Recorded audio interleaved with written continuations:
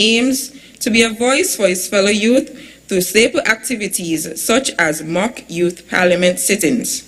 Today, there are two resolutions to be discussed. One to adopt the sugar-sweetened beverage policy and the other to adopt the national energy policy. Two key and timely pieces of resolutions as our federation aims to become a healthy, sustainable destination. The participants today hail from a host of secondary and tertiary institutions, along with members of the St. Kitts National Youth Parliament Association. These young and vibrant individuals are fit and ready to make their contribution to the national debate and aid in nation building. I wish the participants every success in their delivery, and I implore the audience to listen keenly and attentively to these individuals presenting today. Thank you.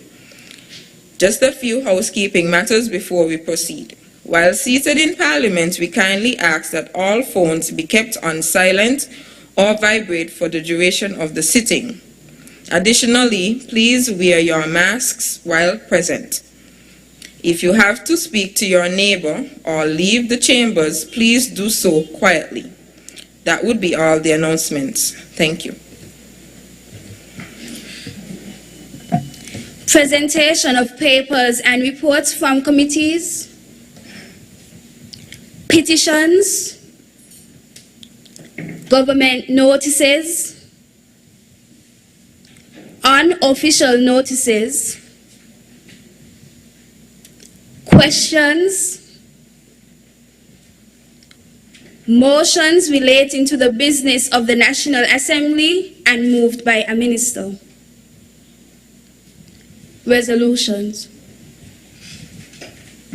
Madam Speaker, this morning it is my... Madam Speaker? The Speaker recognizes Honorable Mauriel Knight, Prime Minister, Minister of Energy, Public Infrastructure, Posts, Urban Development, National Security, and Economic Development. Thank you, Madam Speaker. This morning it is my pleasure to rise here in the People's House and within these hallowed halls of democracy to have tabled in this session of Parliament a resolution shortly entitled, a resolution by the National Assembly of St. Christopher and Nevis to adopt the National Energy Policy. Permit me now, Madam Speaker, to read the resolution in its entirety.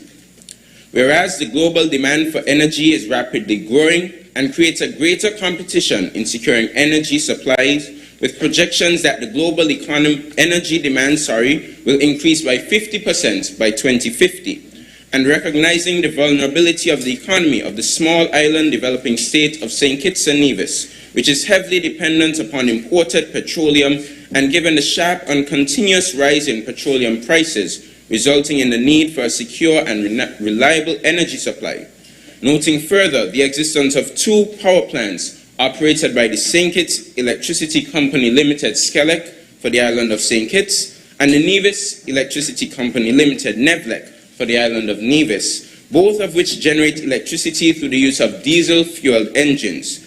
And whereas energy services must contribute to achieve sustainable, affordable, secure energy supplies through the diversification of energy sources, energy efficiency, and conservation, and the accelerated deployment of renewable and clean energy sources in all sectors. Having understood these, may we, the National Assembly, adopt the following. A. Diversify the energy matrix and energy planning through the identification of all barriers, technical, financial, social, and constraints to the use of renewable energy in all sectors. B. Enhance institutional capacity through the creation of a special committee comprising representatives from the Ministry of Energy, SKYLEC, NEVLEC, the Ministry of Sustainable Development, and any other institute or organization that the Minister of Energy shall see fit.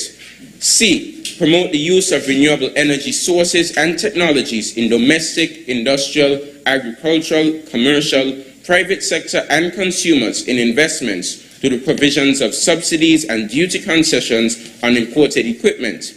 D. Explore the feasibility and develop the optimal portfolio for the 100% supply of produced electricity to be derived from renewable resources by the year 2040. E. implement environmentally friendly waste-to-energy programs through the adoption of the necessary environmental regulations, establishing which kinds of waste may be used for the production of energy, including biofuels and biogas. F, establish a coherent legal framework to the implementation of necessary amendments to existing legislation. G, implement public campaigns geared towards educating the population about the benefits of using renewable energy. And finally, H, analyze the feasibility for the operation of electric cars within the Federation and identify the required infrastructure needed to facilitate such. Madam Speaker, I reserve my right to speak.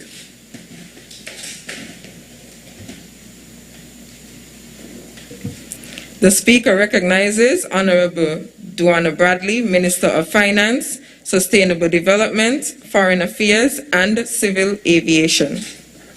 Madam Speaker, I rise to second the motion to table this resolution on the national energy policy, and I reserve my right to speak.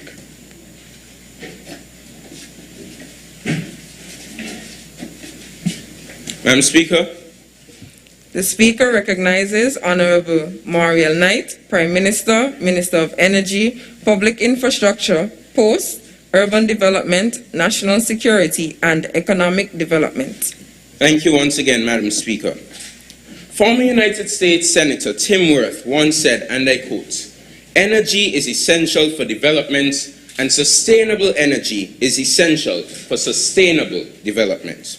For just over a century, the world has glowed, houses have been warmed, and the production capacity of factories increased as a result of the widespread accessibility and connectivity to electricity. The rapid expansion of cities, countries, and entire regions at that have hinged upon the increased access and the affordable rates of energy. Therefore, on the heels of COP26, and with the reckoning, Madam Speaker, that without action our planet is destined for doom, it is critical that we as a people take steps to create clean, safe, and affordable energy for our people. Madam Speaker, my government, the people's government, is of the firm belief that the policy considered today is a step in the right direction, not only for our nation, but for the wider Caribbean and the world, thereby creating a sustainable future for all. The resolution to adopt this pertinent policy seeks to summarize the policy across 8 key action points, all while highlighting the rationale for the policy, its reach, and its expected outcomes. Madam Speaker, the policy is built on the guiding principle that the energy services of our nation must contribute to a sustainable and affordable service of energy, while also accelerating the minimization of fossil fuel consumption. This acceleration may come only through the increase in reliance on energy created through the use of renewable energies. Affordability, you see, Madam Speaker, comes down to the very nature of the current resource used, because at present, almost 95% of electricity generated within the Federation comes from diesel power generators. Madam Speaker, this forces us to be tossed in the wind as we navigate through a world of fluctuating prices in the market for oil. This volatility in price has seen several fluctuations, not just over the past years, but over the past days. At present, the price hovers around $80 per barrel. But just at this time last year, that was a low $42.30 per barrel. And prices even dipped as low as negative $37 per barrel in April 2020 at the start of the pandemic due to falling demand and the subsequent glut in the oil market, only to rise to just under $50 per barrel by the end of that same year. Madam Speaker, what the data shows us is a product whose price fluctuates and falls victim to the simplest market force. Even worse when you recognize, Madam Speaker, that the oil is imported, accounting in 2018 for $25.9 million of our import spending bill. Therefore, Madam Speaker, if we seek a sustainable future as a nation and as a people, we must become self-sustaining in terms of our energy generation. Turning now to action point number 1, we see, Madam Speaker, that the resolution and by extension the revised national energy policy, having understood this volatility in oil prices, recognizes that there's a need immediately to diversify our energy matrix. An energy matrix, Madam Speaker, according to Planet Energy, is a combination of various primary energy sources used to meet energy needs in a given geographic region. Returning briefly to the point made earlier, at present almost all of our energy is derived from diesel. And although there is a small presence of wind farms, geothermal exploration, and the more widely seen solar panels, their contribution to the energy matrix is quite minute, far less to put a dent in the can of our energy generation. According to the data provided by the Caribbean Center for Renewable Energy and Energy Efficiency, the Federation's mix in 2019 comprised 94.3% diesel, 3.9% wind, and 1.77% solar. The key to a balanced and more sustainable future, however, is to 1, diversify this matrix, and 2, integrate the use of renewable energy sources into the matrix. We look, Madam Speaker, at countries like Iceland, whose matrix comprises 75% hydroelectricity and 25% geothermal. Aruba, whose matrix is around 15% electricity derived from renewable resources. Jamaica, 89% of electricity being generated from fossil fuels, while 11% from renewable sources, in particular hydro, solar, and wind. And finally, Barbados, who although has quite a small matrix in terms of renewable resources, has a very high presence of water heaters generated by solar energy. Madam Speaker, while each of these countries possesses various physical and geological features, it is this government's intention to observe and study the factors that led to the success of each of them, and so that we too could diversify our matrix. We will not, however, pretend, Madam Speaker, that diversifying our matrix would come with the wave of a magic wand, because this government, Madam Speaker, has never and will never profess to be Houdini. And so we recognize that this process of diversification would come with many, many challenges. These challenges must be identified and solutions devised in a timely manner, and this government is committed to finding those solutions.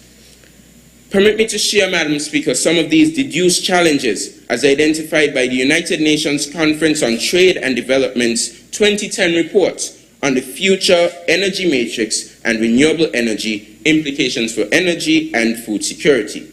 The lengthy report, Madam Speaker, identifies key challenges such as the high setup costs, the capacity needed, the need for technological improvements in battery costs and battery storage capacity, as well as the threats that biodiesel would pose to food security when land, agricultural resources, and most importantly, food yield would have to be repurposed.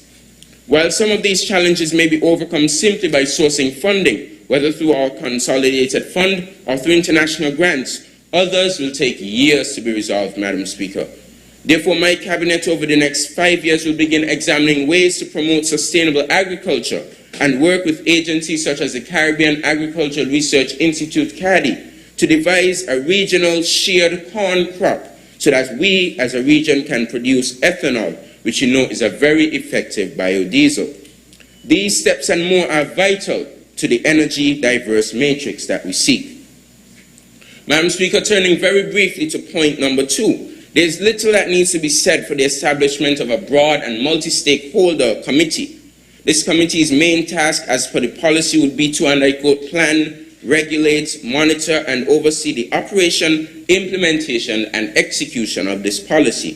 For Madam Speaker, oftentimes after millions of dollars are invested into policies, they disappear, and we hear nothing about them after that. They disappear into the depths of the unknown.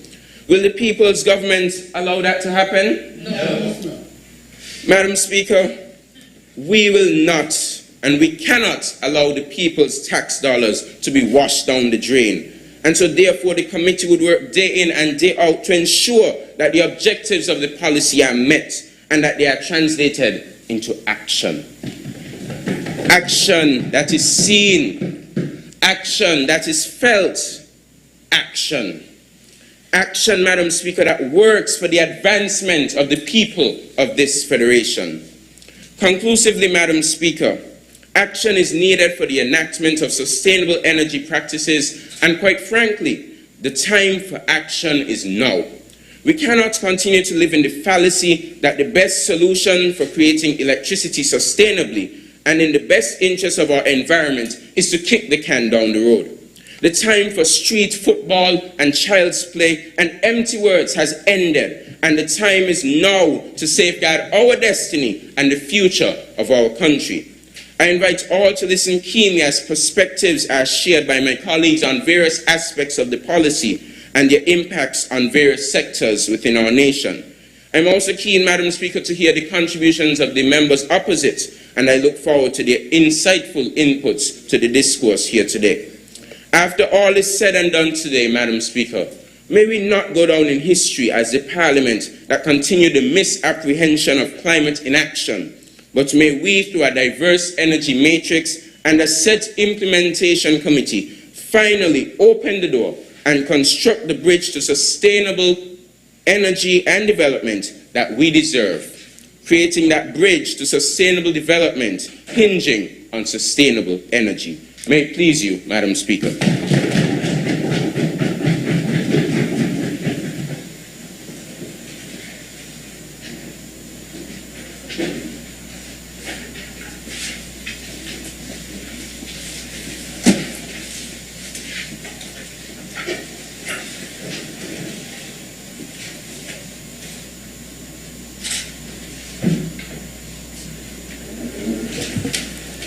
I want to recognize the presence of the Director of Youth, Mr. Pierre Liebert, and I also want to acknowledge Honorable Devon Cornelius, Deputy Leader of the Opposition and Member for Nevis 9. Thank you, Madam Speaker.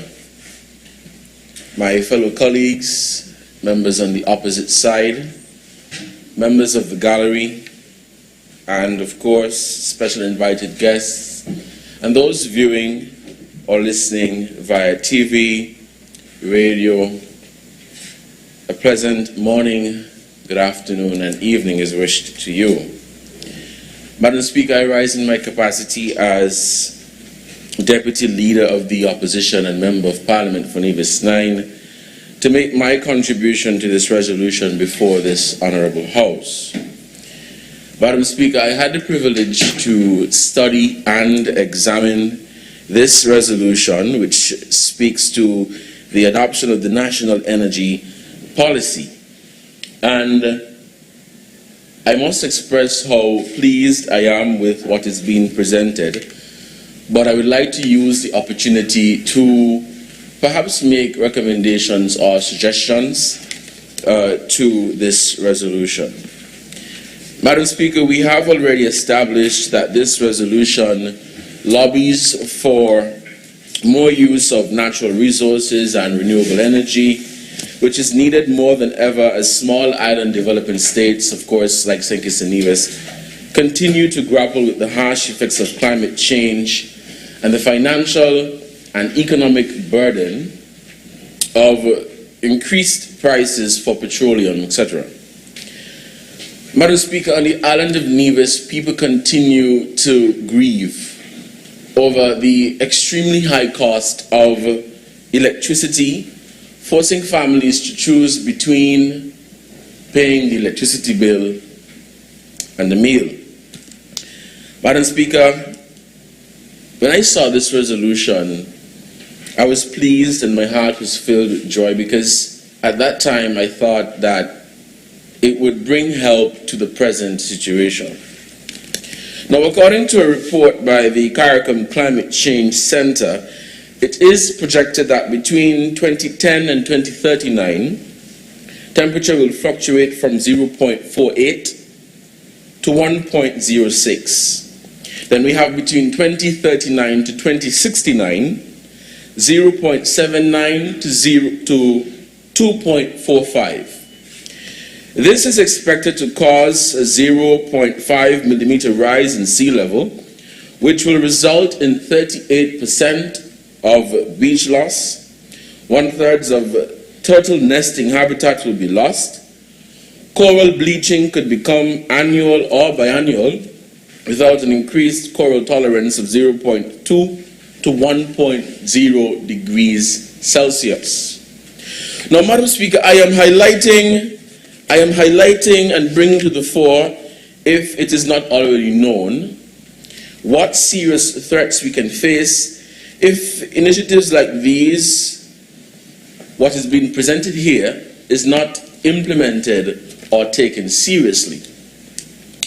Madam Speaker, I wish to turn to Section A in the resolution, which speaks to the diversification of the energy matrix and energy planning through the identification of all barriers, technical, financial, social, and constraints to the use of renewable energy in all sectors.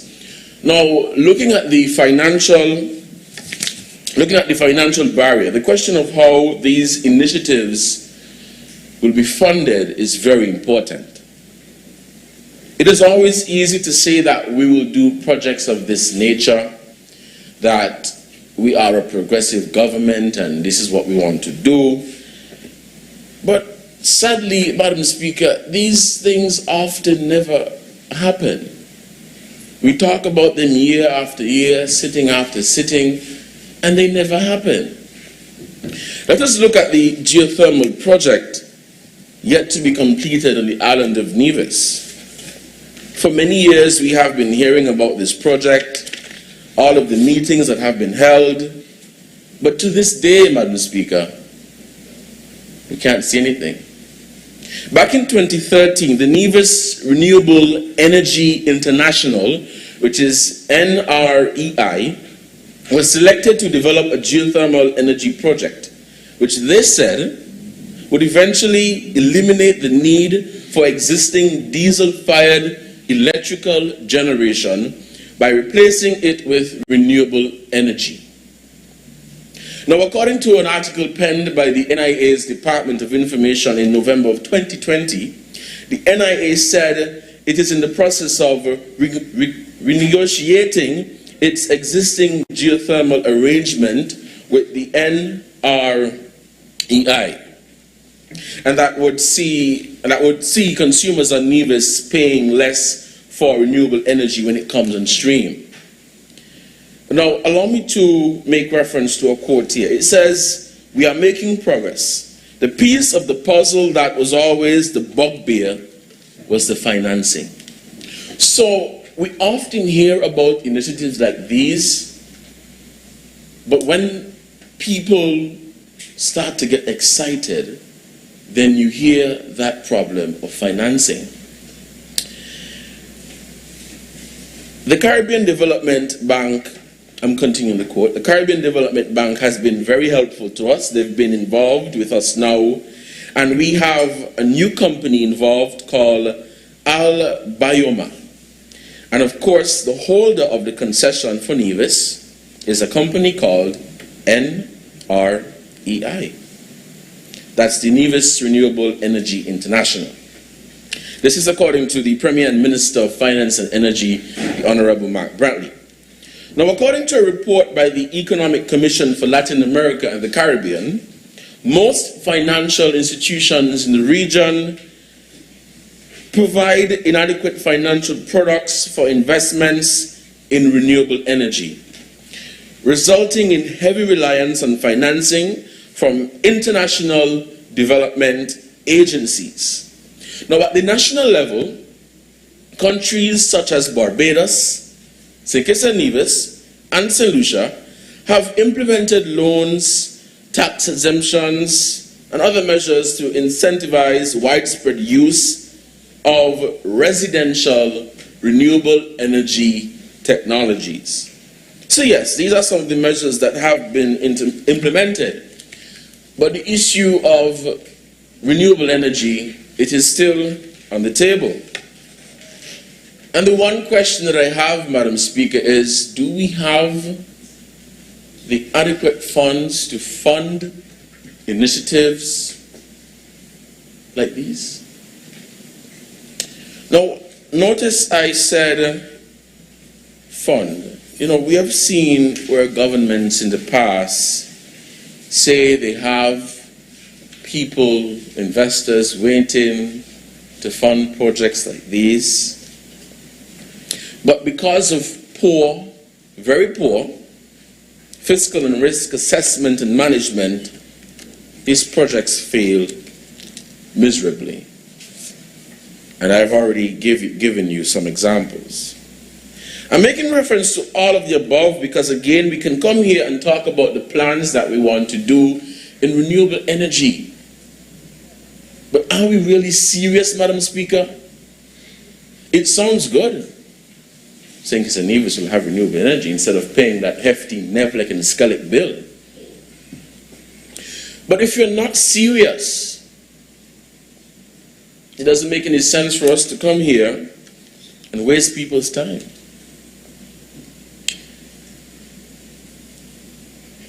It makes no sense, Madam Speaker, at the end of the day. We're fooling our people. We're wasting precious public funds. And of course, we are plunging the country further into debt. Madam Speaker, still on Section A, these are some of the areas that should be considered. The legal risk, the country risk, the currency risk, and refinancing risk. Now, I turn to an article I have here from the Economic Commission. Let me make sure I have the right one. The ECLAC Sub-Regional Headquarters for the Caribbean, and they did a report on sustainable energy for all in the Caribbean.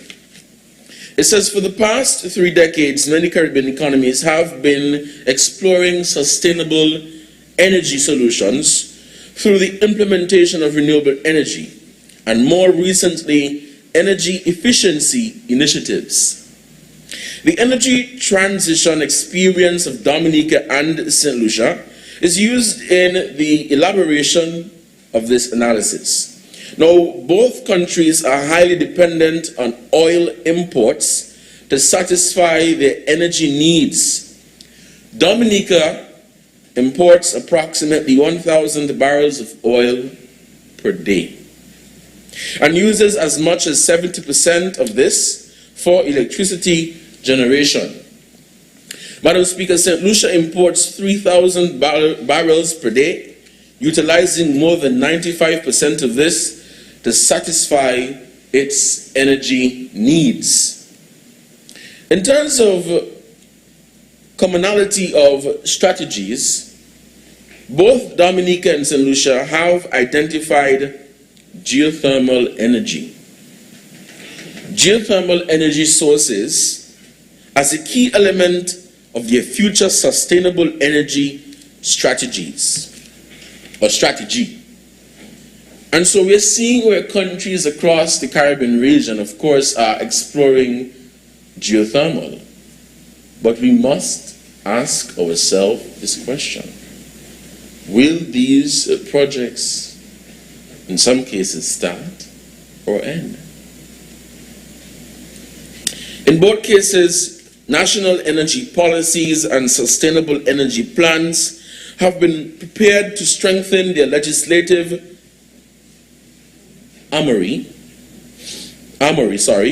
as they seek to develop the frameworks for renewable energy. Moreover, both countries have engaged many partners, including but not limited to the Caribbean Renewable Energy Development Program, the Caribbean Development Bank, ECLAC, and more. All of these initiatives and efforts have demonstrated strong potential of the different Caribbean islands, Dominica, St. Lucia, St. Kitts and Nevis, of course, to address the energy issues. No significant and sustained developments have been realized, partly because these efforts have been short-term in nature and have not addressed the core barriers to the development of renewable energy in the Caribbean. So, Madam Speaker, what I'm trying to say is that we have sittings, we have meetings, we meet with this committee, that committee, we put together all these special organizations and we hold these, media things and press conferences, and we look good and we sound good, but they never come to fruition. They never happen. You see nothing. So that is why, Madam Speaker, I really want to know if this resolution is passed, if you're ever going to hear about anything coming out of this resolution. Because of course the people of St. Kitts and Nevis are waiting and yearning and begging for renewable energy. I was talking to a lady the other day and she was telling me that everything is fine, but she's grieving. Like, why are you grieving? Did you lose a loved one? She said, no, my Netflix bill. And like my colleagues, I laughed because I couldn't understand why she's grieving. She says, it's ridiculously high. So I hope we're not here to waste people's time. I hope we're not here to just talk about a nice piece of resolution and then people have to come and ask, what's the status of this resolution and will we see it come to fruition? So I'm not here to bring down or say that this is not something good that we're trying to bring about or invest in. My simple question, Madam Speaker, is, will it happen? And I don't think I'm the only one asking this question. The people of St. Kitts and Nevis continue to ask this question. Will it happen, Madam Speaker? So again, it is good for us to come here in Parliament and talk about our plans in renewable energy. But the simple question is, will it happen? May it please you, Madam Speaker.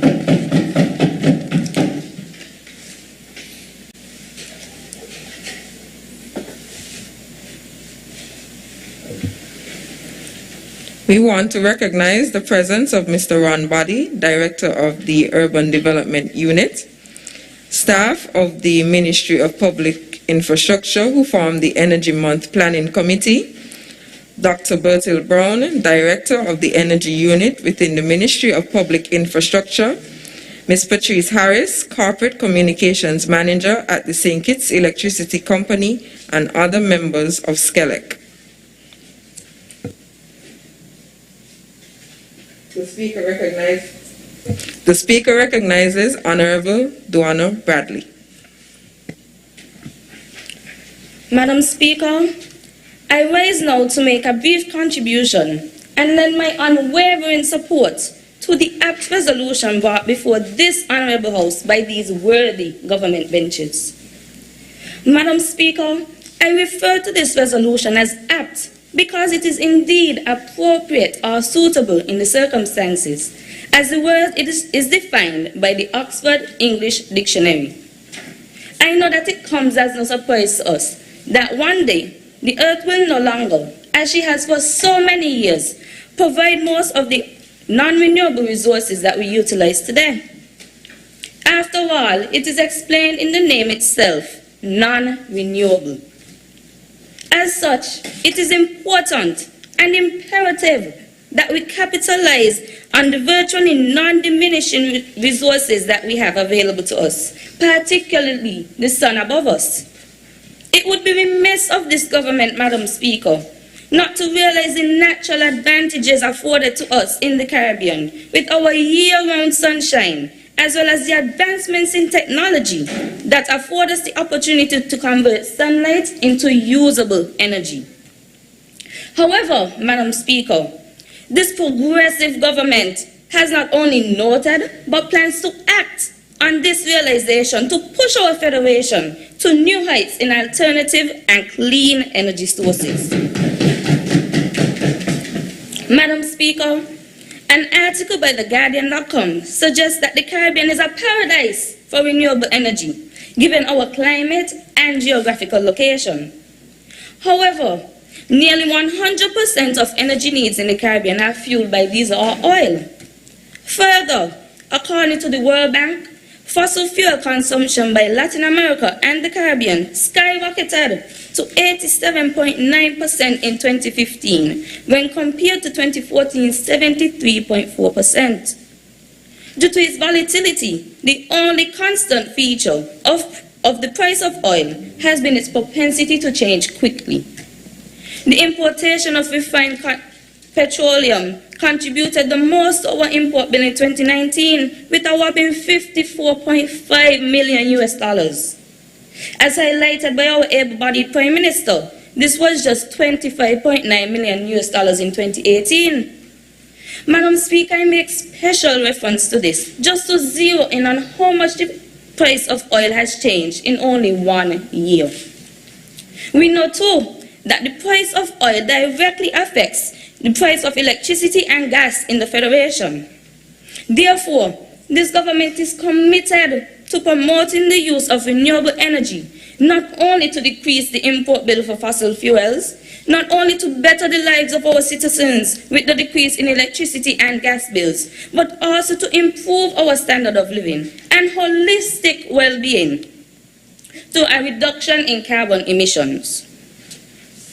So, Madam Speaker, I am sure that you can see that this government is prepared to do what we were elected to do, protect and advance our citizens and our nation on every scene. So, in addition to the already exempted customs service charge and import duty on alternative energy equipment such as solar voltaic panels, solar water heaters, low energy LED bulbs, solar air conditioners, fluorescence lamps, and other related complementary items, we are ready to further support the move to renewable energy. This will be achieved with provisions for ease of access to startup capital for businesses interested in exploring solar energy manufacturing and production. With the assistance of the Office of the Attorney General, a sustainable legal framework for these provisions will be drafted, not only to benefit business and residential sectors, but households as well. As a government which prides itself on leading by example, all government buildings and state-built houses will be outfitted with solar appliances by the year 2035. This is what sound leadership and a clear vision looks like, Madam Speaker. As per usual, the opposition, as they have already, will jump up and say, where are we going to get the money from for all of this? But fear not, my colleagues of the loyal opposition benches. As always, this government is prepared. This initially expensive and extensive project will be funded not only by our robust CIB program, but also by the plethora of grants available by international bodies aimed at moving toward renewable energy sources to small countries such as ourselves. From dependence to resilience, fueling our recovery with sustainable energy is the theme observed for this year's Energy Month celebrations. A very fitting theme in these times, in my opinion, Madam Speaker. It is important that we seek resilience, just as the theme highlights, because as we recover from this COVID-19 era, things cannot be the same. We can no longer depend on tankers to power our homes and vehicles. This government is committed to resilience. We are committed to reducing our dependence on foreign imports. And as a result, we are committed to the 100% supply of electricity to be derived from renewable resources by the year 2040. We have already begun this project by breaking ground on a multi-million-dollar, 37.5 megawatt solar and 14.8 megawatt lithium-ion battery energy storage system, which will be the largest of its kind in the Caribbean upon its completion in 2022. As we know, Madam Speaker, there is currently a 10 megawatt geothermal project in Nevis that will only be expanded with further exploration into their geothermal capabilities. It is with this explorative and progressive projects that we will make the dream of a sustainable and energy diverse St. Kitts and Nevis possible. We will continue to work with our stakeholders over the next decade and even beyond to properly develop our nation with renewable resources. This will help us to develop our portfolio for 100% electricity derived from renewable resources and deliver directly on the diverse energy matrix spoken to earlier. Madam Speaker, I wish to conclude with a quote by Thomas Edison, a great inventor who said, "I put my money on the sun and solar energy. What a source of power. I hope that we don't have to wait until oil and coal run out before we tackle that," end quote.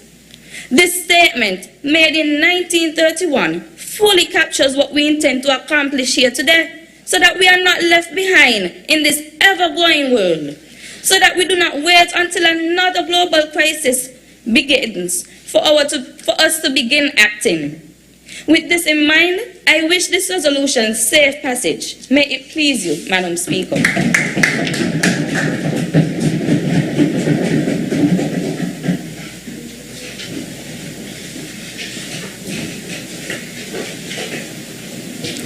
The Speaker recognizes Honorable Cara Daly, Leader of the Opposition and Member for St. Christopher 3. Madam Speaker, I rise to make a brief contribution. Madam Speaker, I rise to make a brief contribution on the resolution before this Honourable House. First and foremost, Madam Speaker, I take this moment to applaud the government for what they are trying to do. Trying being the operative word. But it is quite evident that we have a visionless government. Actually, Madam Speaker, let me correct myself. We have a government that is far-sighted. They have the ability to set the long-term goals and objectives, but they lack the vision to properly strategize to get there. But have no fear, Madam Speaker, Her Majesty's loyal opposition is here. Madam Speaker, renewable technologies are indeed investments due to the high upfront costs that are barriers to procurement. Subsidies and duty-free concessions are indeed necessary. While I appreciate the current concessions and concessions on the renewable energy, there is more that needs to be done. There is nothing that currently speaks to electric and hybrid vehicles. The list is too limited. The cat cannot come before the horse, Madam Speaker. The legislation must be in place beforehand.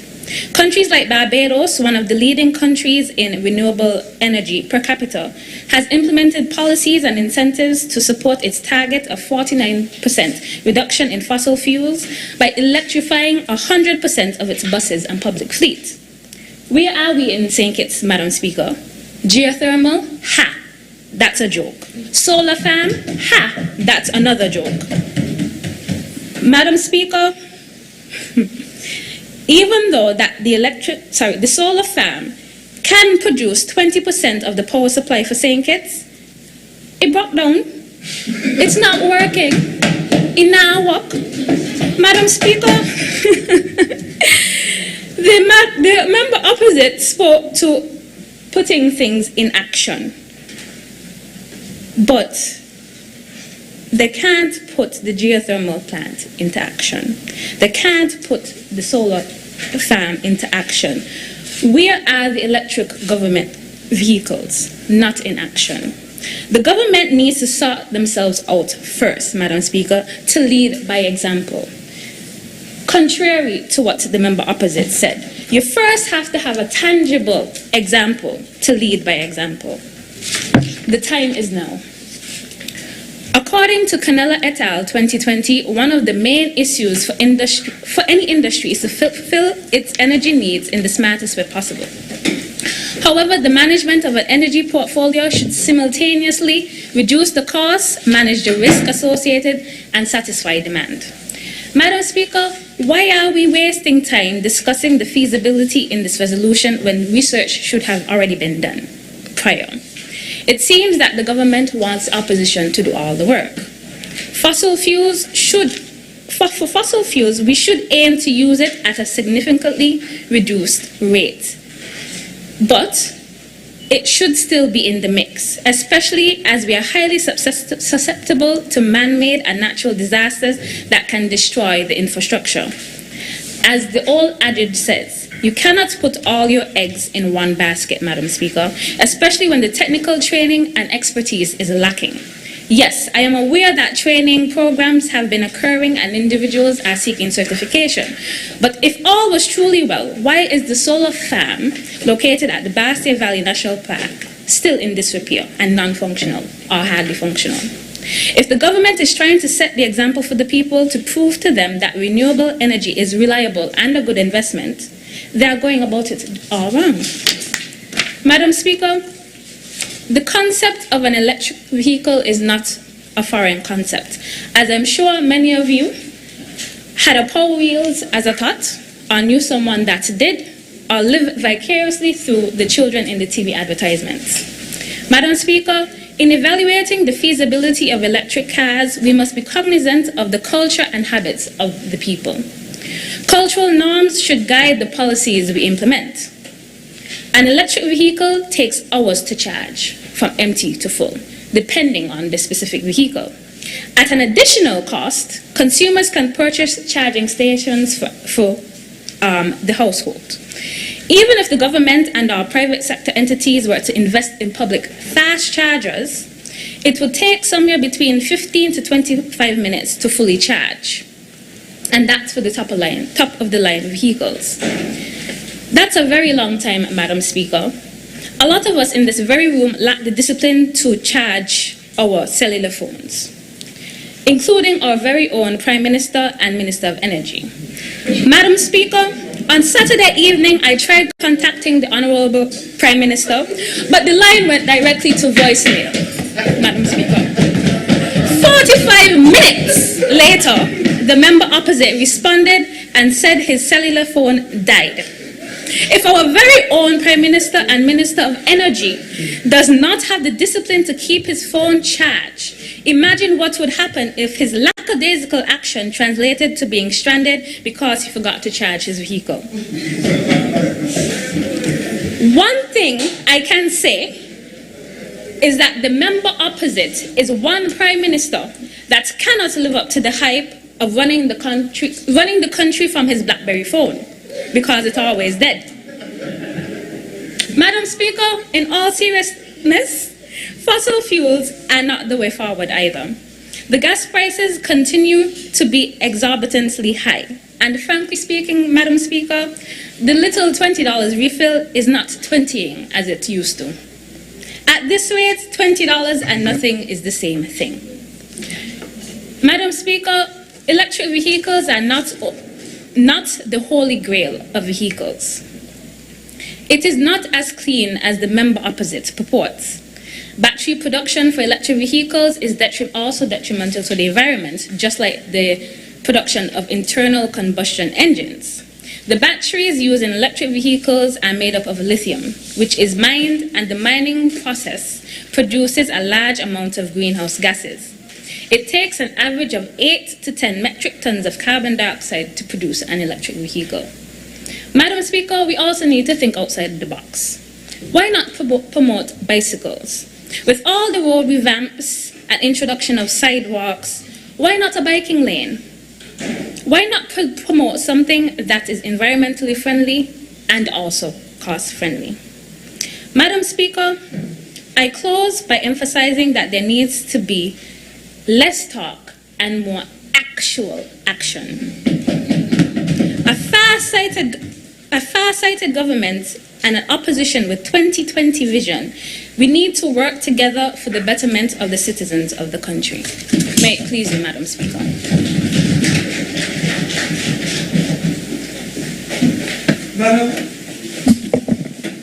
Madam Speaker. The Speaker recognizes Honorable Ayodele Jones, Attorney General, Minister of Justice, Legal Affairs and Information. I rise to make a contribution to the Honorable House. The great hope for a quick and sweeping transition to renewable energy is wishful thinking. These are the words of world-renowned Canadian environmentalist Vaclav Sil. Madam Speaker, Today I stand before you as a young man wondering what type of world will be left for us and our children to enjoy. Truth be told, our parents have dropped the ball. We are implementing measures to combating climatic change and energy conservation efforts are concerned. At the global level, the Intergovernmental Panel on Climate Change, IPCC, Report on Climatic Change 2021 has made it abundantly clear that human-induced climate change caused by increased burning of fossil fuels has dramatically affected many weather and climate extremes in every region across the globe. Scientists have also observed dramatic changes across the whole of the Earth's climate system in the atmosphere, in the ocean, ice floors, and on land. Many of these changes are unprecedented, and some of the shifts are in motion now, while some, such as continued sea level rise, are already irreversible for centuries to millennia ahead, the report warns. Madam Speaker, I speak first of the global crises to illustrate how the importance of our actions here in our beautiful federation affects that of others in the international community and vice versa, as the high demands from global consumers further add to the depletion of our natural resources used as energy. The question that remains for us, Madam Speaker, is what can we do as a people and as a nation to protect our own environment from the dramatic depletion of resources which we rely on so dearly. We have used fossil fuels to the point where there is a hole in the planet's ozone layer.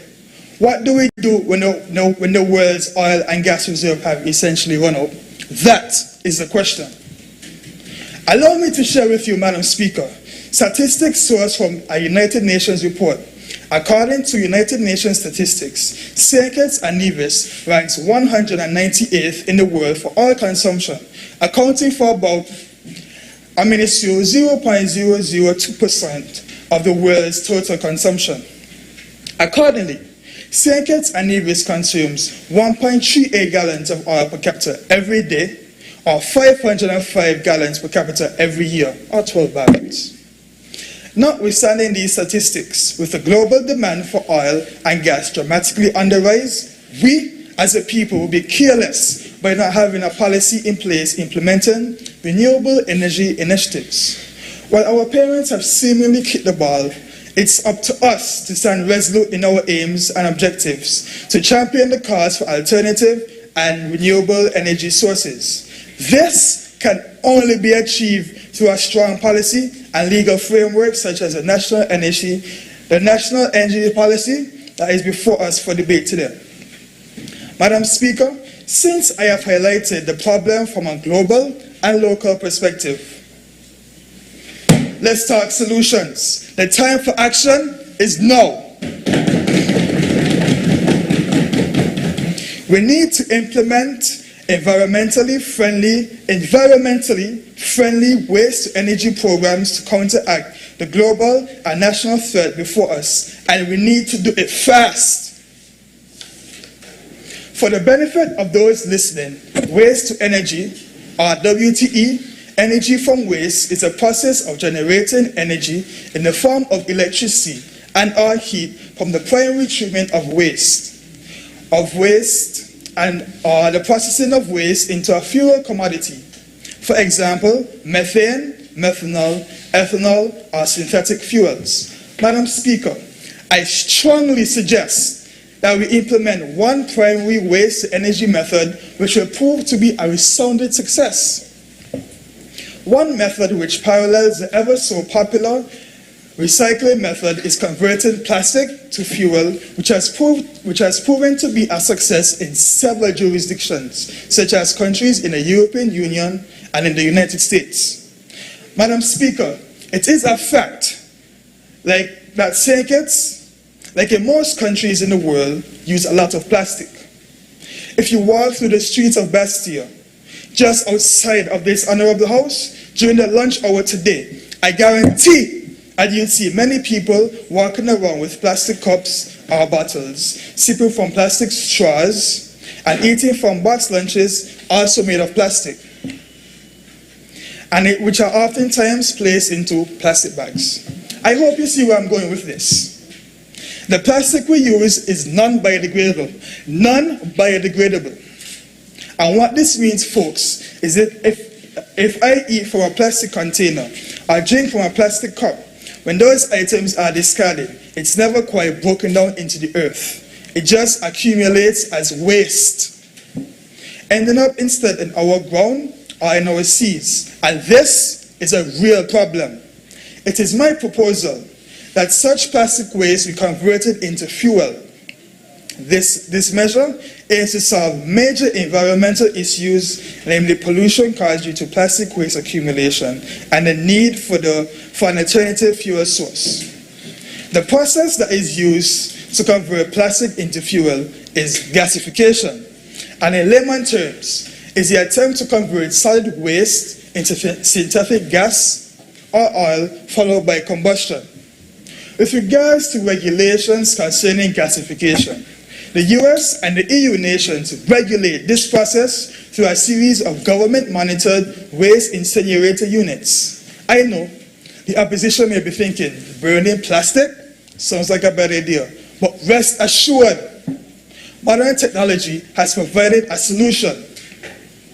The United States Environmental Protection Agency, EPA, for example, focuses on a specific design and type of incinerator unit that does not emit harmful gases into the atmosphere, thereby violating any clean air laws or other environmental legislation protecting the atmosphere. It is my suggestion that our government implements this initiative and tests the standard of this method and of this said gasification units as a pilot project in St. Kitts and Nevis as a means of converting waste to energy. Madam Speaker, while we can all agree that said technology may not be within our immediate grasp, regulations concerning this method above can perhaps involve providing requests for proposals from scientists in the field who have tested the above stated methods to some success in their jurisdiction. It is only through testing the success of this new method can we then determine how to regulate this initiative. The beautiful thing, Madam Speaker, is that the St. Christopher and Nevis Electricity Supply Act, Section 6, grants the Minister the authority to make, resign, alter, or vary any regulation, including prescribing all forms necessary for the proper carrying out of the Act. In addition to the Waste to Energy program proposed above, it is my suggestion, as Minister, that the Act be amended to include a section which provides citizens like me and you the opportunity to sell excess renewable electricity to the main grid through prescribed, pre-arranged agreements, thereby encouraging citizens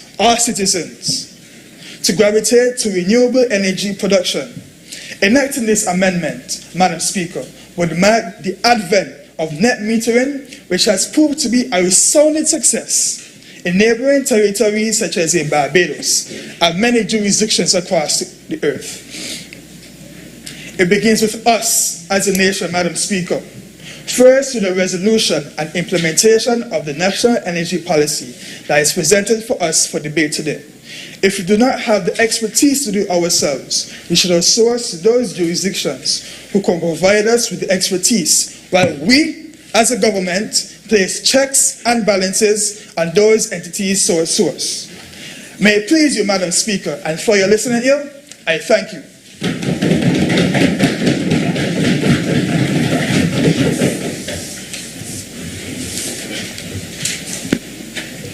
The Speaker recognizes Honorable Tariq Hercules, member for St. Christopher 1. Madam Speaker, I rise to make a brief contribution to the resolution to adopt the national energy policy. As a member of this honorable House, I am not in any way against us implementing the energy policy or trying to revamp our energy framework. This can help us to advance internationally and even regionally become a trendsetter for renewable energy. However, I am a stickler for accountability, transparency, and also commitment to the people of the Federation. Three things that I have seen lacking in the discourse of the honorable members opposite. Allow me to first highlight the gasification process that the honorable member opposite has mentioned. Although this may eliminate, using this process may eliminate the harmful emissions of gases into the atmosphere that could be harmful to humans, you must be mindful, however, that you will be creating the same fossil fuels that you are trying to eradicate. That's one. In addition to this, how can you certify today, you have not said it yet, but how can you certify today that the incinerator actually does not produce harmful gases into the atmosphere? We needed more evidence than what was mentioned. In addition to this process is very technical. Technicality, skilled workers, all of this is equivalent to heavy investment. To affirm this, the United Nations Environment Programme stated in an article entitled Waste to Energy, Considerations for an Informed Decision, that WTE programs require large investments and operation costs. Dr. George Plumer, board member of the International Waste to Energy Council, has estimated the cost of a WTE plant to be approximately $169 million. You hear that?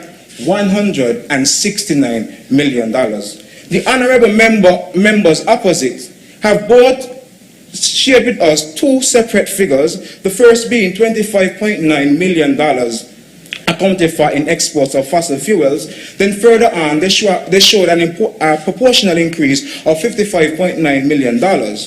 But my question is it really prudent for us to spend $169 million towards the implementation of this waste to energy program, not considering the cost that it needs to maintain such? Cost includes the labor cost, the maintenance cost, and things like these. There are no provisions in your speech which addresses this. Clearly, the government did not do their homework. And instead of investing $169 million, I would suggest that you look at improving other pressing matters within our federation. Let's look at the healthcare system. Let's look at the education. I'm not going to go into it, but spend our people's money wisely. Do not go and invest so much money into this, and we have other pressing matters at hand. But if the government does decide to take this route, I would suggest that you involve the relevant stakeholders in this discussion.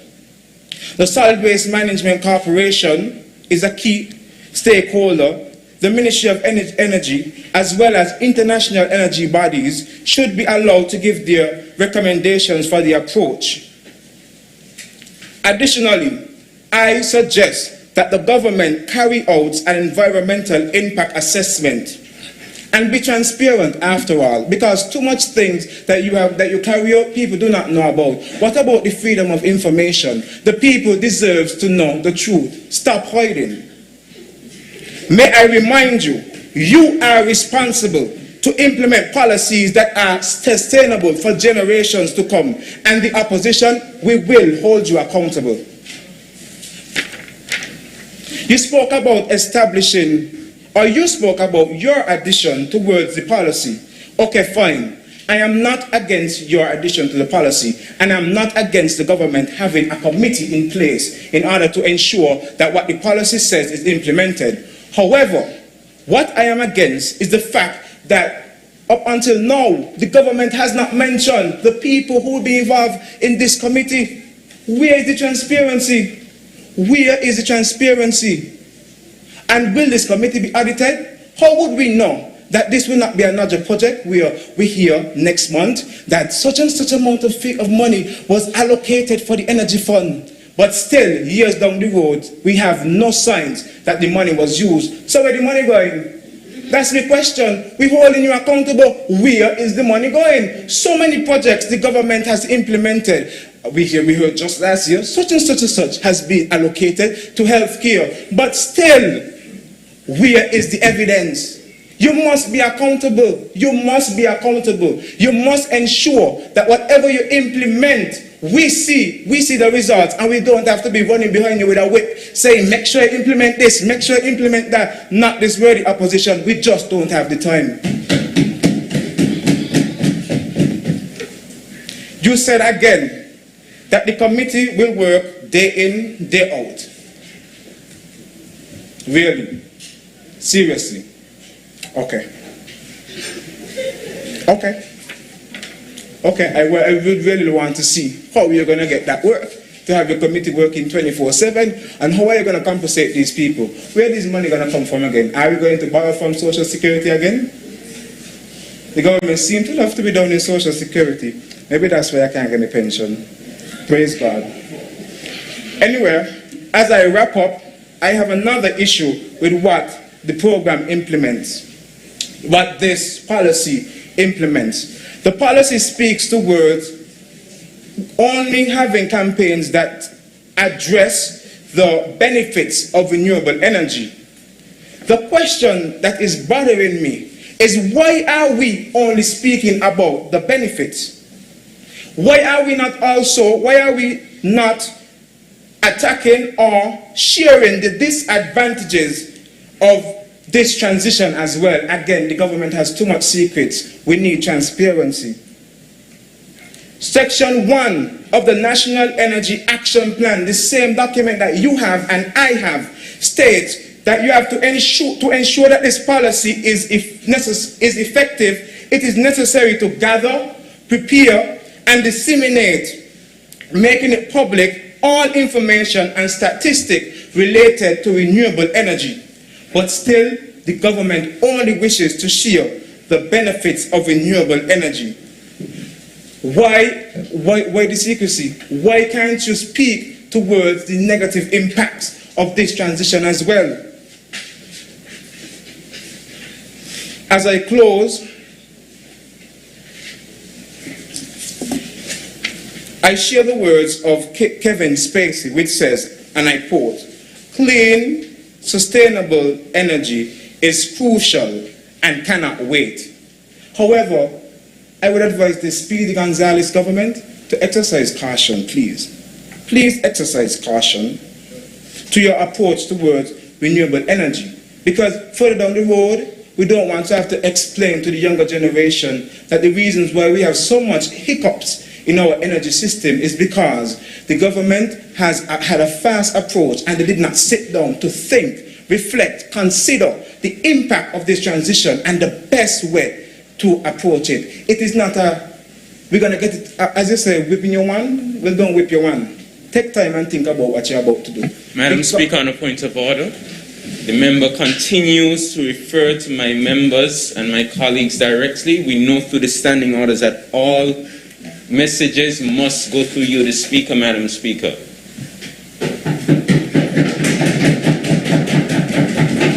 Point taken. Kindly remember, members of Parliament, we address each other by our honorable or by our portfolios. No you, no at all. Please, let us be respectful to each other. Thank you. Thank you, Madam Speaker, and I am actually done. Thank you.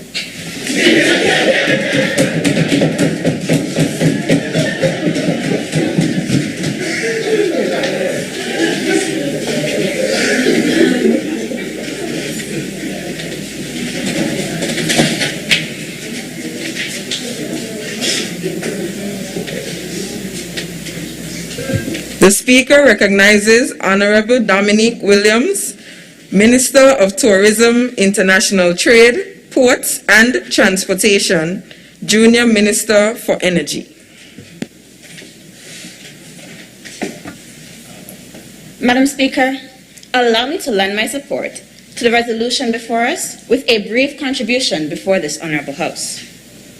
Madam Speaker, a prominent marker of a developed nation is access to affordable, efficient, reliable, and sustainable energy for all its citizens. Therefore, to develop our beautiful nation, advancing widespread accessibility to sustainable energy must be at the very forefront. However, Madam Speaker, there are many, members opposite and beyond, who question the importance of this national energy policy. Why must we bear this inconvenience when the Federation's carbon emissions only make up a measly 0.006% of all global emissions? Even completely net zero emissions from the Federation will not be enough to push the needle against climate change. While we know this to be true, Madam Speaker, we also know that smaller, less developed nations, such as ourselves, will experience the brunt of the devastation caused by climate change. Rising ocean levels, floods, stronger hurricanes, frequent and extreme droughts, and loss of biodiversity are the least of the disasters we will experience if this climate crisis is not averted. While our contribution to global greenhouse emissions is minuscule, that doesn't change the fact that our Federation has an average rate of 2 tons of CO2 per capita. Madam Speaker, you don't have to be a climate expert to realize that not only does this statistic represent egregious consequences for the environment, but also a massive government spending being undertaken to fuel our country. An article by the World Bank states that Caribbean islands utilize 7 to 20% of their GDP to purchase fossil fuels. Moreover, when the cost of oil increased, oil importing Caribbean countries experienced a deficit by an average of 3.7% of GDP annually. Coupled together, these drastically undercut our economic viability. It is therefore to our advantage that renewable energy creates both energy independence and resilience. Our islands will no longer be vulnerable to sudden increases in oil prices due to external factors or disruption of fuel supply in the aftermath of major storms. It is therefore imperative, Madam Speaker, that to safeguard not only our environment but also our economy, that we adopt this resolution. It is our responsibility, Madam Speaker, to see to fruition the adoption of a comprehensive and effective energy policy. Madam Speaker, I won't pretend that the road to an energy-efficient federation is an easy one, especially when obstructive public misinformation presents a barrier to the widespread adoption of renewable energy. Many falsely believe that renewable energy is substandard to fossil fuels, which simply couldn't be farther from the truth. Just as there have been innovative technological advances in medicine and communications that have revolutionized their respective industries, the same can be said for energy. As addressed in point G of the resolution, we must make it a priority to educate ourselves and the public about the impending environmental crisis and the ways in which we must adapt. Businesses, for example, should include climate change awareness in their employee trainings. By starting the conversation around climate change, businesses can reimagine the ways in which they operate and can convert strategically to more environmentally friendly practices. This message of environmental consciousness gets passed along to customers, who then in turn hold other service providers accountable as well. These climate curriculums will be mandated by our energy policy. In our primary and secondary schools, competitions, science and art fairs, climate challenges, and a comprehensive climate curriculum integrated into the CDU syllabi for science and social studies will create awareness in our students. Additionally, Madam Speaker, these activities will stimulate the creativity and problem-solving capacity in our children. Madam Speaker, second only to the emissions generated by electricity production are the emissions that result from fossil fuel vehicles on island. According to the U.S. Protection Agency, a typical passenger vehicle emits up to 4.6 tons of CO2 each year. According to our traffic department, the summer of 2021 recorded 24,490 vehicles on our roads. That is at least 110,000 metric tons of CO2 being emitted each year. It is high time, Madam Speaker, that we evolve from diesel internal combustion engines to hybrid and electric cars. The greatest barrier to large-scale adoption in the Federation is the lack of electric vehicle charging infrastructure. We must first take a page out of Norway's playbook, Madam Speaker, a country where 9 out of 10 cars sold are either electric or hybrid. The expense of installing electric vehicle charging stations in the Federation is not extremely obstructive, with the cost only ranging to tens of thousands US dollars. They will require, however, a reliable supply of cheap renewable energy which cannot be currently supported by our current fossil fuel-dependent electricity grid, necessitating the construction of independent solar farms to supply this clean and affordable energy. On paper, Madam Speaker, this all looks very good, but to create concrete changes to infrastructure will require substantial investment. And so the question arises, can we really feasibly introduce electric vehicle charging stations in the Federation? My answer, Madam Speaker, is a resounding yes. Many international assistance funds exist for just this purpose. One example, Madam Speaker, is the Clinton Climate Initiative, which pledges to assist small islands in their conversion to renewable energy. In addition to international grants and foreign investment, our government will also partner directly with electric car manufacturers and charging station installation companies. We can become even more creative, Madam Speaker, by opening up our successful Citizenship by Investment program to include donations to Renewable Energy Fund or targeted renewable energy infrastructure projects. Once a viable option for electric vehicle charging is established, there will only remain the barrier of upfront cost. While electric vehicles may have been significantly more expensive in the past, the price of electric and hybrid vehicles have been falling steadily, with everyday consumer options such as the Nissan Leaf flooding the automotive market, making electric vehicles competitive with fossil fuels. However, Madam Speaker, to further incentivize motorists, the government plans to follow similar successful policies as in Norway and take it a step further by reducing the customs tax from 45% on all automobiles to only 15% for hybrid and electric cars. This will motivate automotive dealers on islands to import more electric vehicles. A newly instituted carbon tax will further convince buyers to switch to electric vehicles. And not to fear a member opposite, as the member of Transportation and Ports, my ministry pledges, with the adoption of this policy, to replace all government vehicles to electric vehicles by the year 2050. Madam Speaker, the first step to creating these concrete changes within the Federation is passing this resolution before the Honorable House. I implore especially our colleagues in the distinguished opposition not to dismiss this resolution and the profound impact it will have on the people of our Federation. We have waited too long, hiding behind excuses like our size or lack of resources as a reason to procrastinate action. As we hurtle towards a disaster that threatens our very existence, the time is now for each of us to play our part in safeguarding our island, our planet, and a home for future generations. It is therefore with a dire sense of urgency that I implore the members of Cabinet to throw their full support behind this resolution. May it please you, Madam Speaker.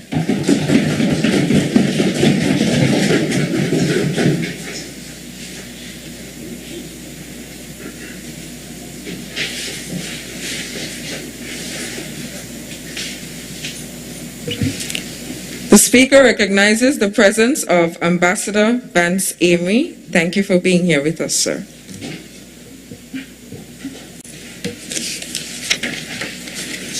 The Speaker also recognizes Honorable Prime Minister Mauriel Knight. Thank you, Madam Speaker. I rise again to wind up the debate on the resolution before this Honorable House. And, Madam Speaker, to put it quite frankly, I'm saddened. I'm saddened for the future generations of our nation, and I'm saddened that after sitting through about an hour and a half of debate, that the opposition continues to come here to fuel misinformation and mislead the people of our Federation into thinking that this resolution and this policy would be the end of the world, Madam Speaker. Because, Madam Speaker, as usual, they come asking where the money coming from. And, Madam Speaker, it's clear, crystal clear, just as the water that we're drinking, that they fail to continue to participate in active listening. Because, Madam Speaker, time and time again, we saw outlined various members describing where funds would be obtained from, but the question persisted. We saw time and time again the work that the committee would be doing, spoken of within the resolution and within my own presentation, but the question persisted. We saw, Madam Speaker, that they continue to be blinded by their own desire, whether it is to malice, to mislead the people of this nation. And Madam Speaker, something that was very concerning to me is that, they have the heart. They have the heart to come into this honorable hall to ask and to declare that we as a government are misguided, that we lack a vision, that we are far-sighted. Yet, we have one member saying, the resolution is good with a small issues. Well, another one is saying it's out of the way. Well, another one saying it has limitations. Well, I have a word for them. Them confused. Because, Madam Speaker, how is it that we come into this house to conduct serious business and instead of looking and fine-tuning to the resolution, you find it best to talk about my phone on Saturday? Because, Madam Speaker, my phone on Saturday not being charged, that's what we come into this house to tell the people of the Federation, to tell the people of the world when we come to conduct serious business, yet we can't even look at the points and the actions and talk about the things that matter to the people.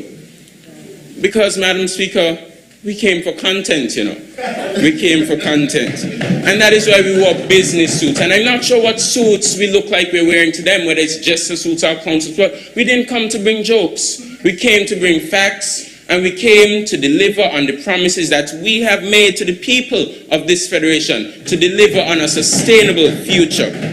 Madam Speaker, they even went on to attack electric vehicles. And permit me to use my electronic device this morning, Madam Speaker. And yes, it is charged, Madam Speaker. It is charged. It is charged. Because I read from a CNBC article, Madam Speaker, and it says, if we are going to take a look at the current situation in some countries, electric vehicles are better even with the current grid. Sergey Palsev, a senior research scientist at the MIT Energy Initiative, said, Madam Speaker, the member also drew my attention to the fact that these cars will take very long to charge. Well, did she analyze, Madam Speaker, that when electric cars first came around, their mileage was very short, but with improvements, electric cars can now go 250 miles, with some Tesla models even going 350 without needing to be recharged. And so instead of focusing on my phone, maybe you should have focused on that, Madam Leader of the Opposition. Further, Madam Speaker, we had another member looking and attacking at the facts that we would have to invest heavily up front.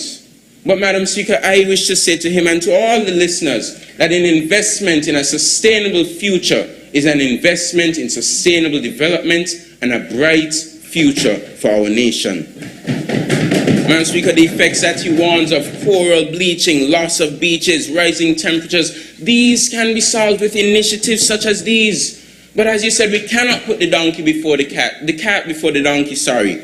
And so we must lay out and we must map out our way forward so that we can have that sustainable future and that sustainable development hinging on renewable energy.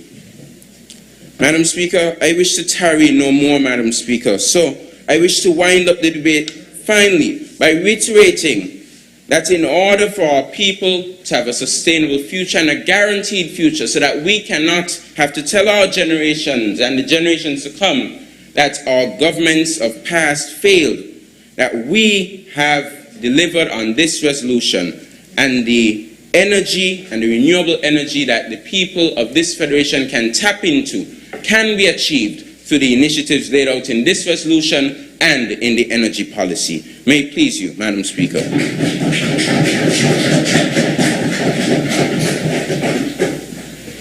I want to remind the members of Parliament, please kindly refrain from using he, she, they, and you. Let us all refer to each other in a respectable manner. I also want to recognize the presence of Mr. Cromwell Williams, Director of Public Works in the Government of St. Kitts and Nevis.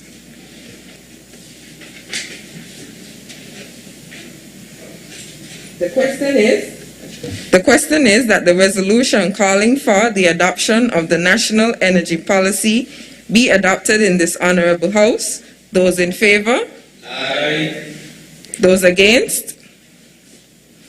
The ayes have it. The resolution has been adopted.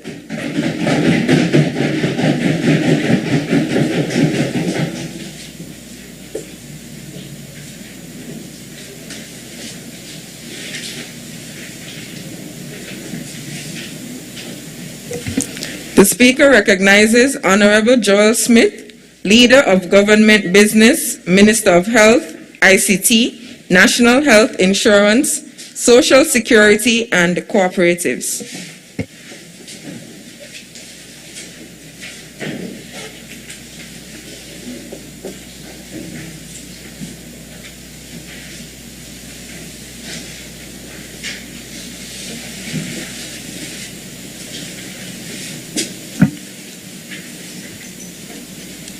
Madam Speaker, I rise before you this morning to move a motion to have tabled in this sitting of the National Assembly a resolution shortly entitled, "A Resolution by the National Assembly of St. Christopher and Nevis to adopt a sugar-sweetened beverage policy." Understanding that non-communicable diseases are the leading cause of death in the Federation, with 83% of all deaths being attributed to cancer, heart disease, or diabetes complications.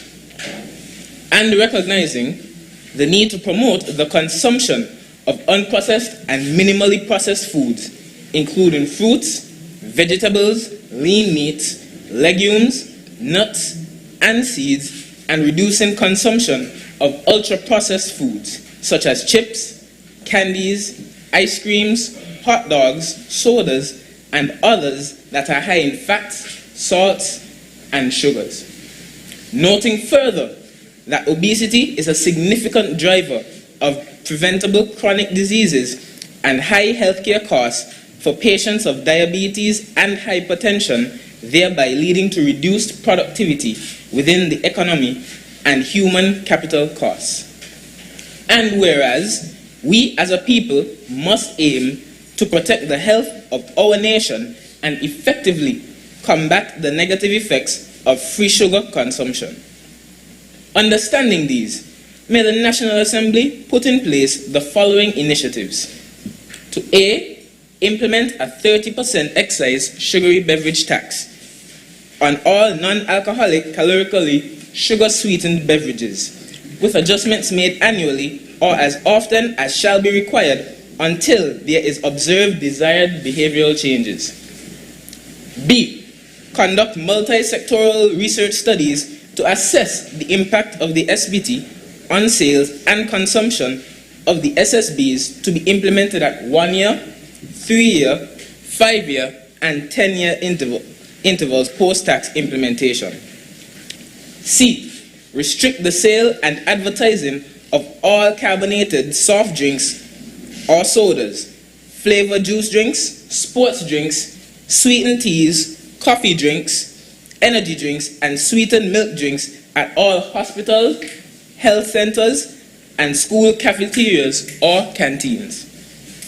To D, prohibit the sale of SSBs within a designated radius of the school premises by creating a healthy school zone whereby vendors and fast food restaurants with said zone will not be permitted to sell SSBs to children under 18 years of age between the hours of 7 a.m. and 5 p.m. E, launch public awareness campaigns to sensitize communities regarding SSB taxation and its objectives to enhance its acceptance, thereby complementing its intended impact to reduce SSB consumption and improve overall public health. To F, allocate portions of the earned tax revenue to create, support, and develop nutrition and physical activity-related programs, including the establishment of a robust health and wellness curriculum for all schools, the creation of community gardens, and the identification and marking of walking trails, among others. I reserve my right to speak.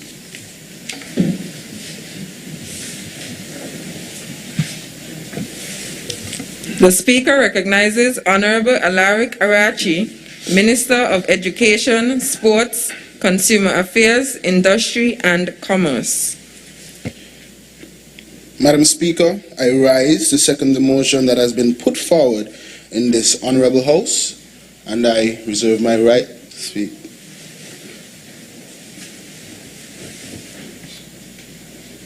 The Speaker recognizes Honourable Joel Smith.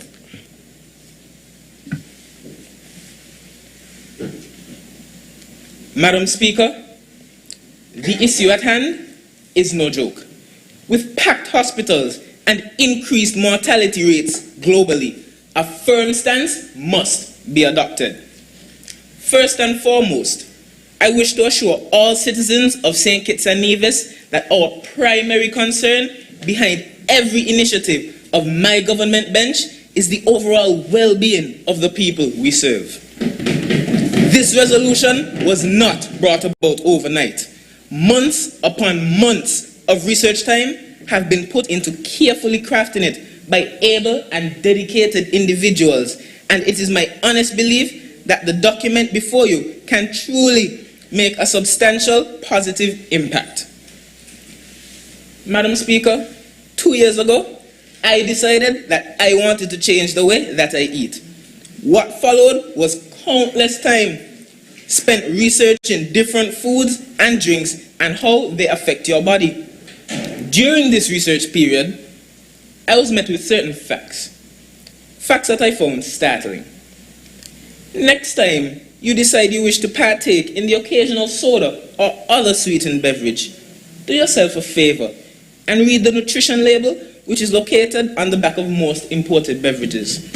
What you will discover is that your favorite drinks are borderline liquid candy, as Coca-Cola and Sprite contain double the amount of sugar compared to the recommended sugar intake in each bottle, with 65 grams and 64 grams respectively. A simple look at the statistics and a chilling reality can be seen. Non-communicable diseases are the leading contributor to the death rate in our federation and has been for quite some time. According to our Ministry of Health, a whopping 83% of deaths in our federation are as a result of NCDs. Contributors to NCDs include poor diet and physical inactivity. Furthermore, the rate of obesity increases annually and is projected to keep rising for the years to come. My government has seen and acknowledged this trend and says no more. As previously mentioned, it is the aim of this government to implement a 30% excise sugary beverage tax. This tax being but a stepping stone on the way to what my colleagues and I hope to be a monumental shift. Changes will be made annually, Madam Speaker, overlooked by capable professionals to ensure the desired effect is achieved. Madam Speaker, this government prides itself on being a data-rich institution. We have invested real time into the review of our policy and have the data to support this implementation. Allow me to highlight the success story of Mexico. As in 2014, they implemented a sugar-sweetened beverage tax and saw a 9.7% decline in purchases of sugary drinks. Members opposite might make remarks such as, just 9.7%? In response to this, I say imagine if contributing to that 9.7% was an uncle, a dear friend, or any other loved one. Imagine if that exclusion from purchasing the sugary drink was the difference between living comfortably and a trip to the hospital due to high blood sugar. Madam Speaker, I think we would all like to protect our loved ones. Noticing the magnitude of the problem before us, my government does not come before the House with just one article of evidence. Madam Speaker, allow me to highlight the success story of a country here in our very Caribbean waters. In 2015, Barbados set the trend in the Caribbean by implementing an SSB tax that declined sugary sweetened beverage sales by 4.3%. Not only that, but increased the sales of bottled water in its first year by 7.5%. Madam Speaker, must I go on? There are numerous countries that have benefited from SSB taxes, and it is the aim of my able and willing government for St. Kitts and Nevis to be a part of this list. While the main goal is to curb obesity and NCDs within our federation, the larger goal is to spark ideas that lead to global change. We are not, I repeat, we are not too small.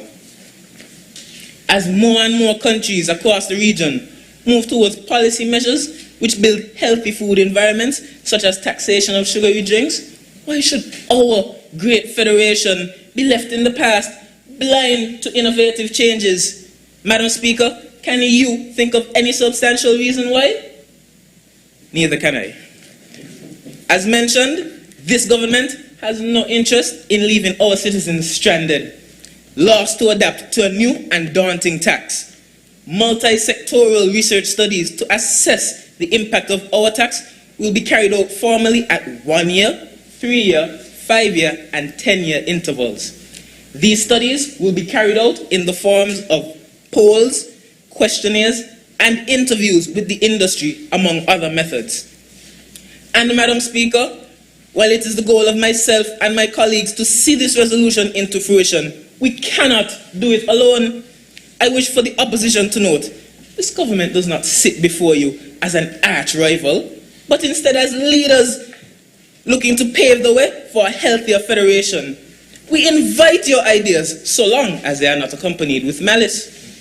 I would like to call on every citizen of this federation, so long as you have a voice of any sort, do your research, spend time understanding the severity of NCDs and how they affect not only our nation, but the world. While one man can turn a wheel, it is the continued momentum that keeps it spinning. It is my vision that we can all work together, government, opposition, and citizens, united in one front against the rise of obesity and NCDs in our federation. Madam Speaker, this brings me to the end of my first contribution before this honorable House. As I take my seat, I urge the members opposite to allow what has been said to marinate. I urge them not to disgrace this honorable House with insults and pointless jabs, but to uphold their respective duties as leaders in their respective communities and help inspire change. I wish this resolution safe passage through all necessary channels. May it please you, Madam Speaker.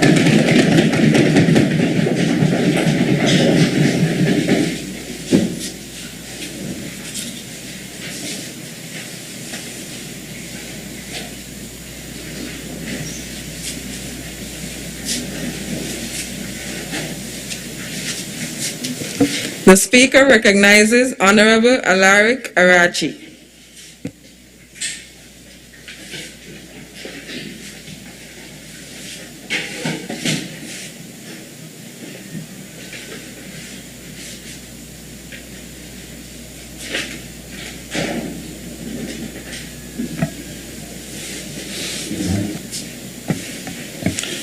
Madam Speaker, I rise to make my contribution in this honorable, esteemed House. Madam Speaker, this resolution hits home. It touches a part of me. It seems as though I can feel it. Madam Speaker, point C of the resolution speaks to restricting sale and advertisement of carbonated soft drinks and sodas, flavored juice drinks, sports drinks, sweetened teas, coffee drinks, energy drinks, and sweetened milk drinks at all hospitals, health center, and school cafeterias or canteen. Now, Madam Speaker, we were all children. We were all growing up. I remember having classmates and sometimes teachers themselves drinking 2 to 3 sodas a day. I want to ask a simple question in this honorable House. And I want us to take some time to think about it. Do you think that is healthy, drinking 2 to 3 sodas a day? Of course not. All of us would agree that is not healthy. As my member said, there's an average of minimum 10 teaspoons in any carbonated soft drinks, flavored juice drinks, sports drinks that we drink. Now, according to Harvard School of Public Health, the recommended sugar intake for women should be 6 teaspoons, or 24 grams. And for men, 9 teaspoons, or 36 grams of sugar, that is. So you can see one bottle of any carbonated soft drinks, any drinks that we drink, carries more than our body recommends. And for that, drinking a bottle of soda is automatically unhealthy. And this is why we want to restrict the sale of these drinks from people who are in an environment that seeks to benefit them. Imagine going to a hospital and you're feeling sick. And you enter the hospital, you're feeling a little weak and you want to buy a little drink, because you think your body needs sugar. And then when you're going to the doctor says, sorry, but you have diabetes. No, you went to the hospital with the initial feeling that you're going to be better, and the environment is not conducive. They have sodas in the cafeteria. Madam Speaker, you think that is right? That cannot be right. The environment must be conducive. In times like these, we must keep our body healthy. But we're not going to come in this house and talk about one thing and not understand that it has a secondary effect. We understand that revenue loss will happen. But this is where we have to be creative people. It won't be easy shifting from what we are accustomed to, especially when sugary drinks are some of the most selling products, the best selling products for vendors. We now have to be innovative. Our plan is to use funds that have been collected to subsidize duties that have been allocated for healthy foods and that has been allocated on healthy foods. Our plan is to use funds that have been collected to the tax to subsidize duties that have been put on healthy foods and beverages. And with that being done, healthy foods can now be sold at a more reasonable cost and be easily accessible. Also, Madam Speaker, an important part of getting this into play properly is education.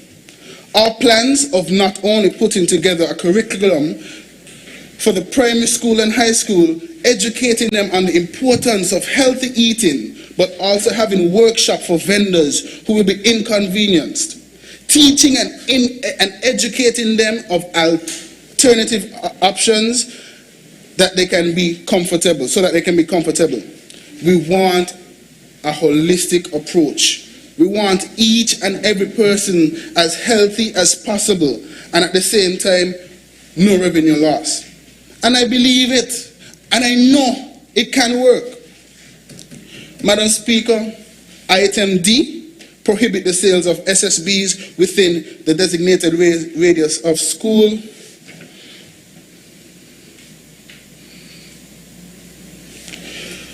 Madam Speaker, item D prohibits the sale of SSB within designated radius of school premises by creating healthy school zone whereby vendors and fast food restaurants within a 500-yard zone will not be permitted to sell SSBs to children under the age of 18 between the hours of 7 a.m. to 5 p.m.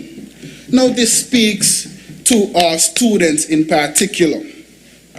They are our future, and we must make sure that our future is as bright and as secure as possible.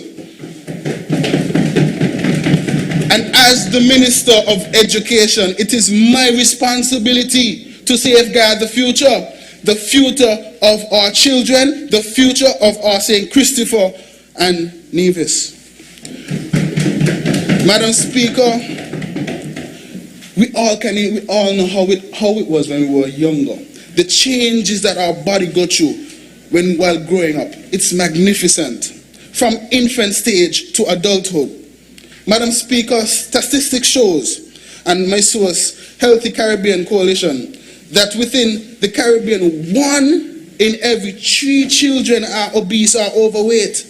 These are staggering numbers that threaten to undermine the health of the entire generation. And this is why this policy is in play right now, to create environment that is supportive of healthier, happier children and adolescents.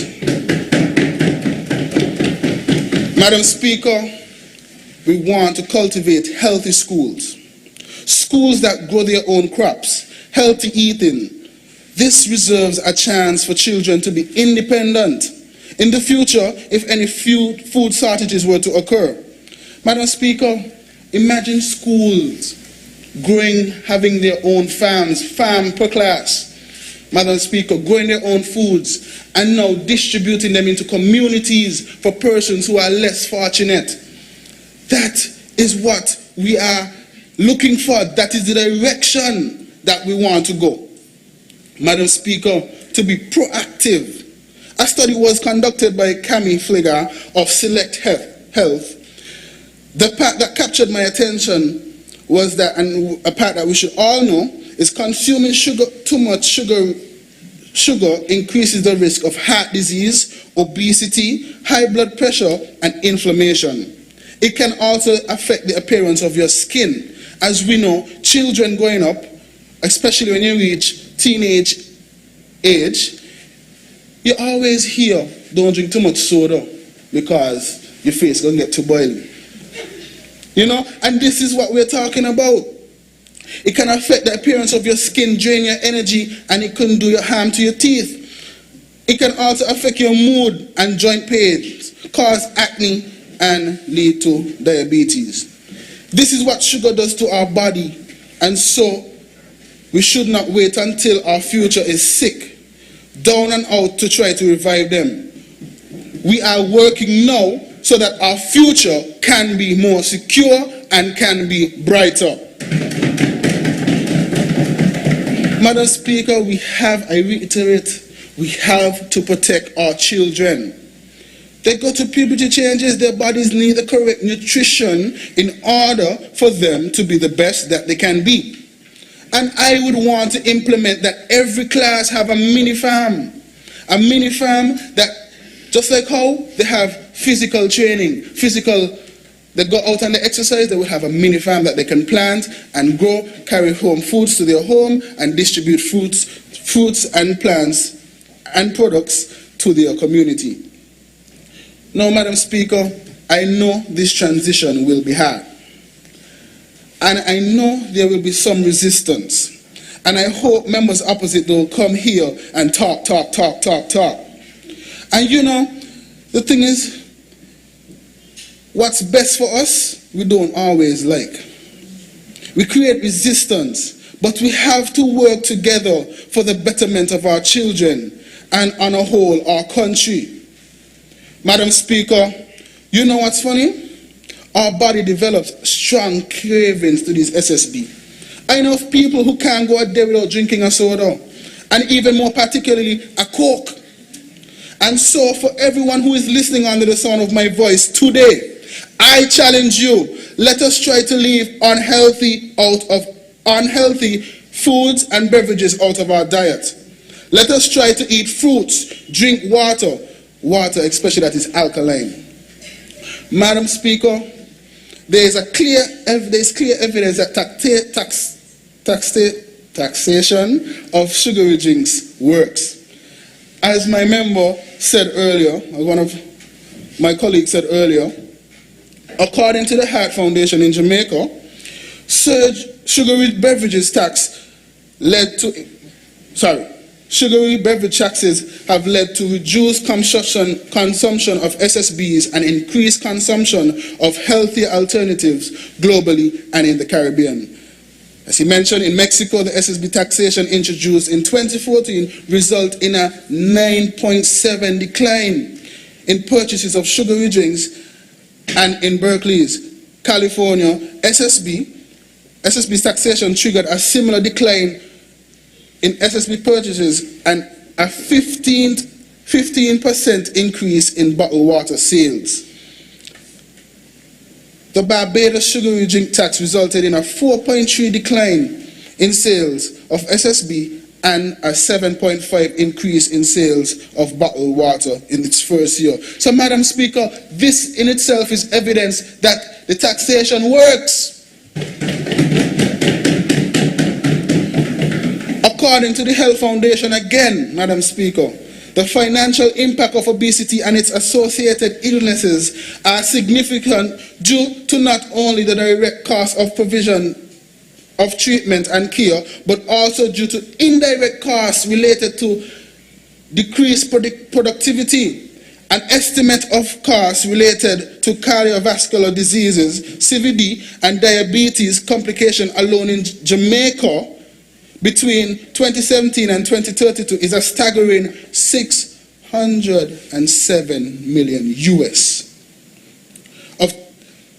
Taxing SSB offers double benefits, Madam Speaker, of providing additional revenue to offset the cost while contributing the anticipated decline of consumption and resulting decrease in prevalence in the decrease in the prevalence of obesity, a major NCD risk factor. Madam Speaker, I would like to thank Lake Health and Wellness Group. They have been a vital part of this movement. And I would like to end by quoting what Harry J. Johnson said. The human body has been designed to resist an infinite number of changes and attacks brought by the environment. The secret of good health lies in successful adjustment to changes, stresses on the body.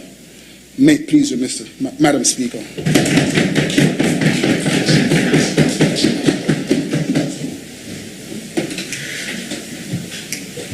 The Speaker acknowledges the presence of Advocacy Officer Ms. Iseline Phillip of Lake Health and Wellbeing. The Speaker recognizes Honorable Jalen Monzak, Member for St. Christopher II.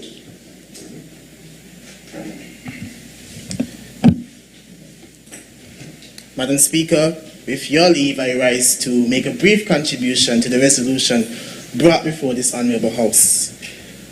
Having read the resolution's title for the first time, I must admit that I was extremely impressed and immediately said that the government has started to finally do the progressiveness and sound leadership that they continue to proclaim. By implementing a policy that will benefit a wide cross-section of our country, and most importantly, persons who continue to be affected by rising obesity rates, diabetes, and heart disease because of the consumption of sugar. Madam Speaker, the data that the government provided is truly startling and definitely calls for us to make swift actions to protect our citizens. However, as I continue to examine the particulars of what is supposed to be a transformative policy and demonstrating the progressiveness and sound leadership, I realize how tone deaf it really is and how the government fails at its first duty, which is to protect its citizens. Madam Speaker, this policy seeks to punish those who are merely only trying to survive the best way that they can. They are proposing to implement a 30% excise tax on sugar beverages and restricting the visibility in all hospitals, health centers, and school cafeterias or canteens. Even though this is an excise tax, manufacturers and importers will more than likely pass this cost on to consumers, which is the government's intention. I say this because lower taxes have no actual effect, as the manufacturer will simply absorb the cost. Sylvain Chalbois, a Halifax-based food researcher, wrote in a June analysis of the tax that the margins for the drinks are so high that manufacturers can easily absorb the cost of a tax and keep the price the same. The sugar tax is simply just absorbed by the supply chain, end quote. For instance, although the average 355 milliliter can of Coca-Cola can cost upwards of $1.50 in a vending machine, the raw production costs can be lower than 10 cents per can. This is because larger margins that Coca-Cola was famously able to keep the price of its product fixed at 5 cents for 73 years from 1989 to 1959. As a result, for the sugar tax to be effective, or even a little effective, it must be kept at an unnecessarily high percentage. For instance, the sugar tax went from 50% to 75% in Bermuda, which makes me wonder, if the desired effects are not achieved, how far will the government go in the percentage of tax? Madam Speaker, my heart aches for the low-income and poor households who must battle with yet another tax, especially during this uncertain economic climate, in which more than 3,000 people remain unemployed or even underemployed. The cost of living continues to increase as the prices of groceries are rising due to delays in shipping networks. Not only that, but our citizens already have to deal with value-added tax as they have disproportionately paid for more food. Now this government wants to bring another regressive tax to further stress our people. Let us look at a practical case study of two persons. One is a low-income earner, making net $16,000 per annum, and the other makes $80,000 per annum.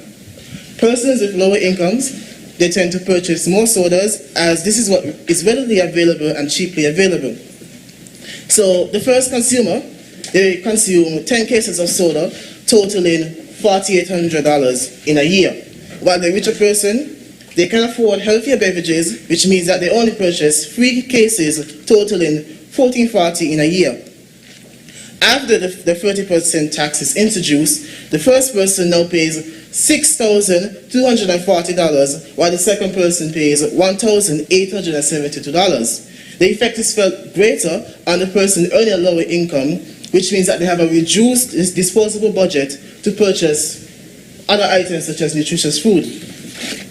Even if the intended effect of reducing consumption was to be realized, it still does not mean that these persons can afford healthier choices. For example, they may have the option of purchasing a local drink or a smoothie. However, these have a significantly higher markup than sodas. They also have the option of making healthy beverages at home. However, that comes at a cost and the recurring expense of purchasing fruit. Another point to consider, Madam Speaker, is that how is the government certain that this tax or the restriction of beverages will have a significant reduction on the consumption of sugary beverages for our entire population? Have they done the requisite cross-sectional consultations to really understand the plight of the poor, the young, and the marginalized? Or have they simply looked at a few countries and became excited when they saw it could be a form of revenue? I reiterate my opposition leader's sentiments: cat before horse government. My issue is, what would happen if persons simply accepted those prices, did those increasing prices, and continued to drink their favorite soda? This is entirely possible, as for example, cigarettes are taxed. However, there are still persons who smoke cigarettes religiously. The Federal Trade Commission, in its annual cigarette report, said that manufacturers sold 203.7 billion cigarettes in 2020, up from 202.9 billion in 2019, an increase of 0.4%, Madam Speaker. This occurred during the start of the pandemic, where persons are more under stress. What about those persons who will try to evade this tax by smuggling sugary drinks into the country? What plans does the government have to ensure that there is proper tax collection procedures and monitoring? For instance, Portugal introduced a sugar levy in 2017, and within 2 years, the police have reported incidences of organized smuggling, with the most notable being 600 hectoliters of untaxed soda. It was the largest catch to date, involving 46,000 in taxes. Madam Speaker, the impact of the tax is not concentrated on sugar-related beverages, but to a wide range of goods and services. For instance, in 2014, Chile increased its ad valorem tax on high soda drinks by 5% and decreased by 3% the tax on low-sugar soda drinks based on the 6.25 grams sugar threshold. There was a subsequent reduction in affordability for carbonates, concentrates, and waters. the price of carbonates increased by 5.6% immediately after the tax was implemented. A sustained increase in the price of the concentrates was observed after the implementation. Unexpectedly, however, a smaller increase was also seen for the price of bottled water, a category that saw no tax change. In 2015, Barbados implemented a 10% ad valorem tax on sugar sweetened beverages, which immediately resulted in an average weekly sales decrease of 4.3%. In 2020, the UAE introduced a 50% excise tax on a range of products, including added sugar or sweeteners, and similarly, it resulted in a 65% decrease in energy drink sales after the introduction of the excise tax. However, these taxes do not target the sugar content and fail to provide any incentives for consumers to look at low sugar alternatives. Most of these taxes fail to target the actual sugar content because they were designed to tax both high and low sugar beverages at the same rate. This removes any incentive for the manufacturer or the consumer to replace a high sugar product with a low sugar substitute. Madam Speaker, by only taxing sugar sweetened beverages, the government is ignoring sugar consumption from other sources, such as candies and chocolates, which contain much more sugar than sodas. Just look at the back of the next snack that you eat and compare it to a soda. This tax does not assist the government in reducing sugar consumption to address non-communicable diseases that they so care about if it only targets one area. That is like taxing tobacco in cigarettes but not in cigars. The government seems to think that the sugar tax will be effective in reducing sugar consumption in a similar way to the experiences of other countries. While we do not disagree that something needs to be done for the reduction of chronic diseases that threaten us, the opposition remains resolute that focusing on a single sugar product for taxation and restrictions does not provide any real results. We believe that the focus should be placed on changing the habits of the people through incentives such as encouraging manufacturers to conduct reformulation by using less sugar, for example, Diet Coke, targeted taxation, and informational front packaging labeling that informs users of the sugar contents of an item. This was done in Jamaica, for example, where 9 out of 10 Jamaicans supported clear warning labels on the front of food and beverages packages.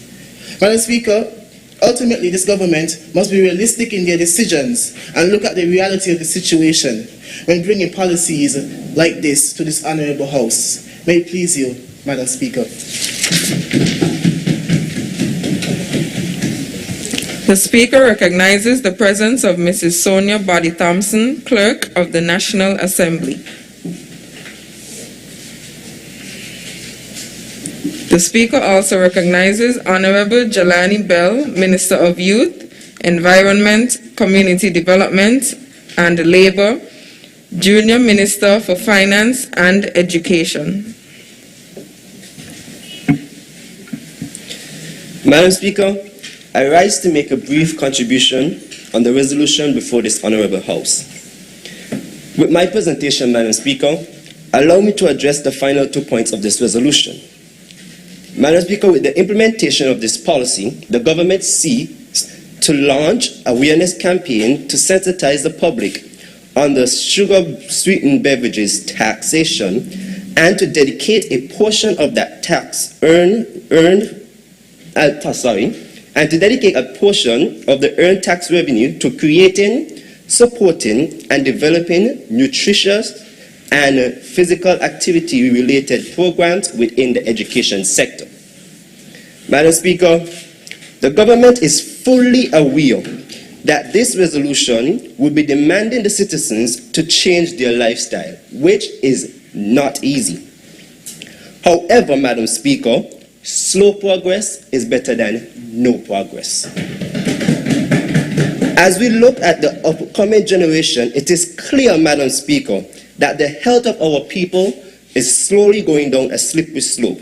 And the members of the opposition, and if the members of the opposition are blind to this fact, then, Madam Speaker, I think it's about time they get their eyes checked. Madam Speaker, with the realization of this negative movement in health, it is important that this resolution sees safe passage in this Honorable House. Madam Speaker, the government is fully ready to lend its support to campaign effects geared towards a healthier generation in any way possible.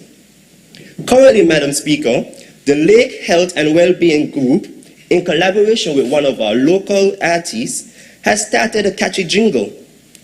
Drink some water, share some love, tell your body you're sweet enough, or is the opposition members not sweet? Madam Speaker, it's campaigns like this that ignite the start of changing lifestyles. It's campaigns like this that the government wish to support with the safe passage of this resolution. It is campaigns like this that secures the future for this, our great federation. With the passage of this resolution, the government intends to create similar campaigns, be it a jingle competition, video promotion, soca fitness, SKN moves, frontal packaging, etc. This forward-thinking government cannot sit by and watch another young individual being told that he or she has some NCD caused by a poor lifestyle choice that we could have helped curb. Maybe the members opposite could live with that, but the government cannot. Madam Speaker, it is said, a chain is as strong as its weakest link. And if we continue to allow the public health of our people to decrease, then our great federation will become feeble. And to this, I say, not under the watchful eyes of this 2020 vision government. This brings me to my last point. Madam Speaker, how often does the members of the office visit our education institution? Our young people are under heavy attack by so many factors, and one of those factors is obesity. With the passage of this sugar-sweetened beverage policy, the government will booster the health and wellness curriculum within every school by allocating a portion of the earned tax revenue towards making physical activity-related programs. Madam Speaker, too many of our young people are developing diabetes and other NCDs due to unhealthy lifestyle and a lack of physical activity. Madam Speaker, the government aims to fix this with the enhanced curriculum, with the creation of community gardens, and the marking of safe hiking trails to encourage more physical activities among our people. Madam Speaker, if we prolong this debate and the eyes of the members opposite are not open, we will lose a large percentage of our people to NCDs. Madam Speaker, there is no time like the present to make a change that will eventually better the future of our generation. And the passage of this resolution is a step in the right direction. Madam Speaker, as our elders say, a word to the wise is enough. And I pray it promotes our people to think twice about the sugar-sweetened beverages. May it please you, Madam Speaker.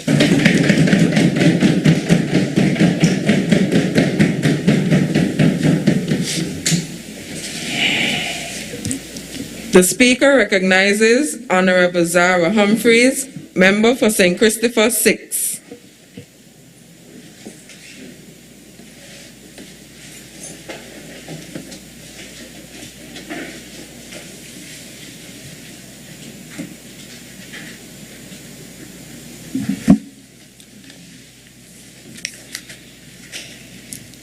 Madam Speaker, this morning I rise to give my views on the resolution that is before this Honorable House, which seeks to adopt a sugar-sweetened beverage policy.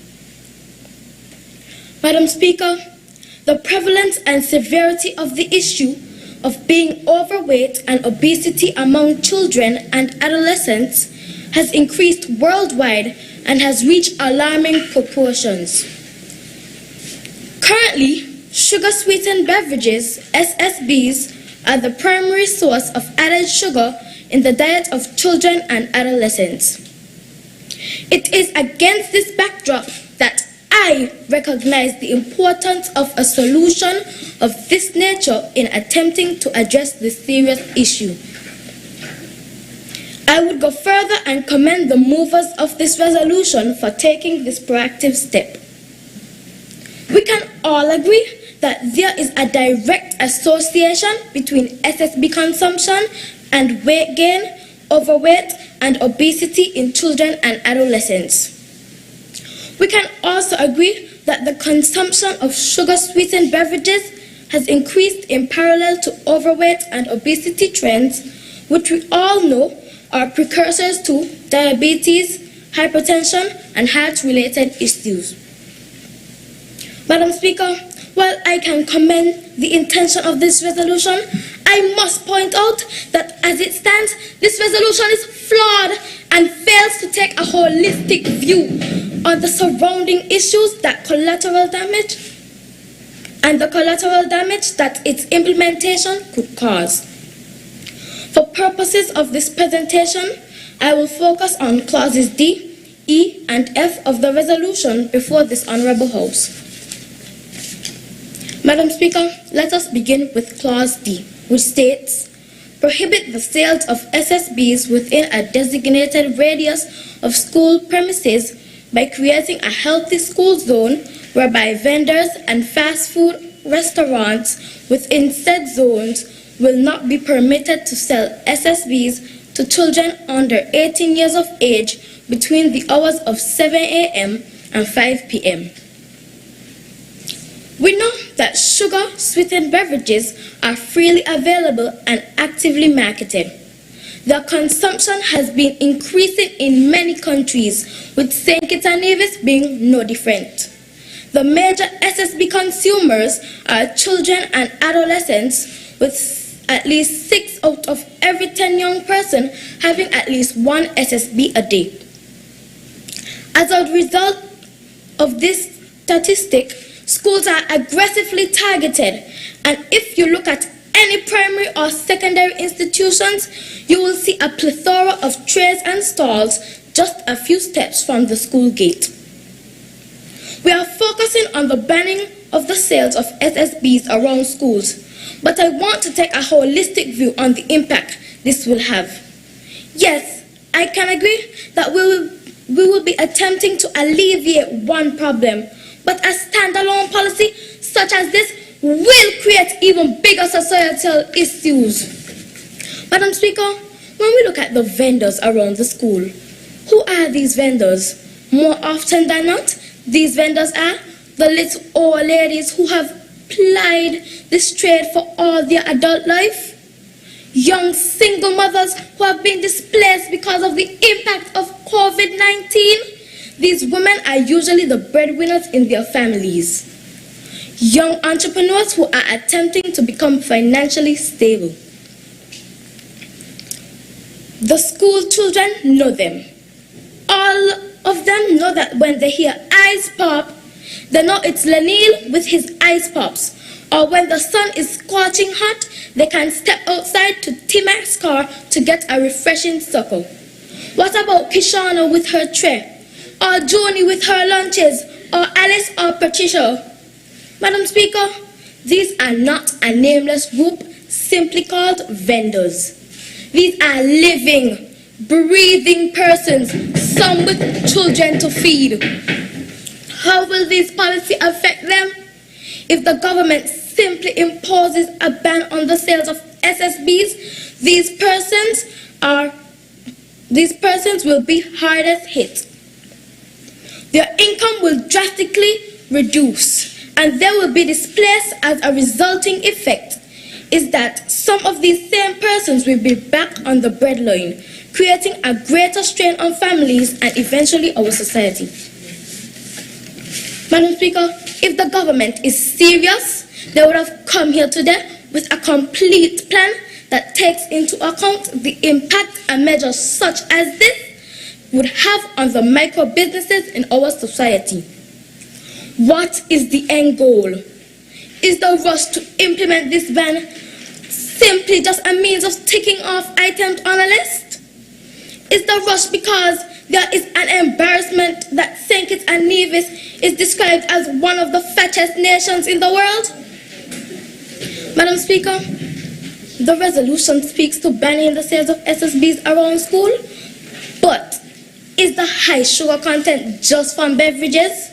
What about the candies, the energy drinks, and all the other food that contribute to non-communicable diseases?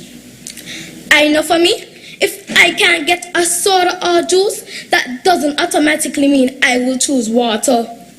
I will choose another alternative for my sugar fix, perhaps an M&M's or a Snicker, which is also a high sugar content. It is human nature. If you deprive me of a choice, I would seek an alternative that suits my needs and not yours. Again, I reiterate, this must be a holistic approach. Madam Speaker, the government is proposing this ban between 7 a.m. and 5 p.m. I would like to encourage the government to lead by example and not just place a bullseye on the small man. Start with introducing healthy drink options in our school meals program.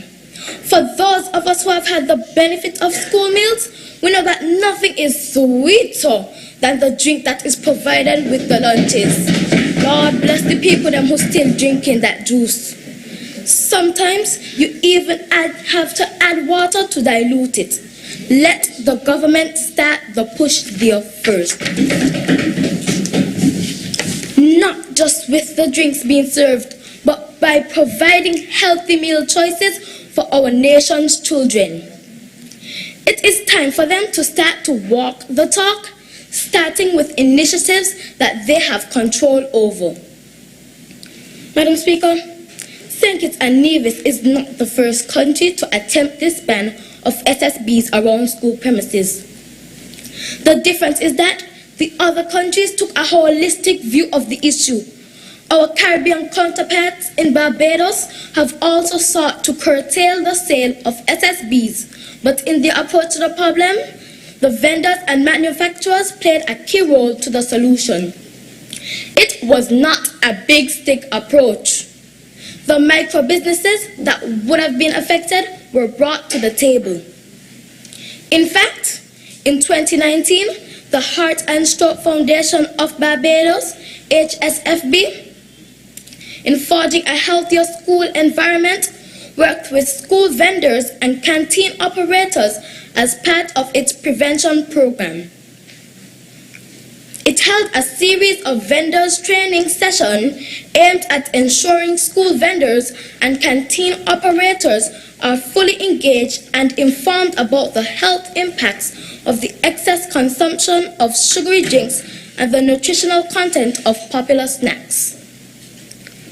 It also sought to introduce them to healthier options for their menus and trays. They are working in partnership with school vendors and canteen operators to achieve this objective. In other countries in our region, governments are working with vendors and businesses to build capacity so that they can reformulate what is being sold. There is a systematic approach. There is training. Government must be prepared not only to have open dialogue, but to incentivize these vendors and small business operators for loss of revenue until a balance can be reached. This is what I'm talking about when I say it must be a holistic approach, Madam Speaker. Clauses E and F of the resolution speak to E.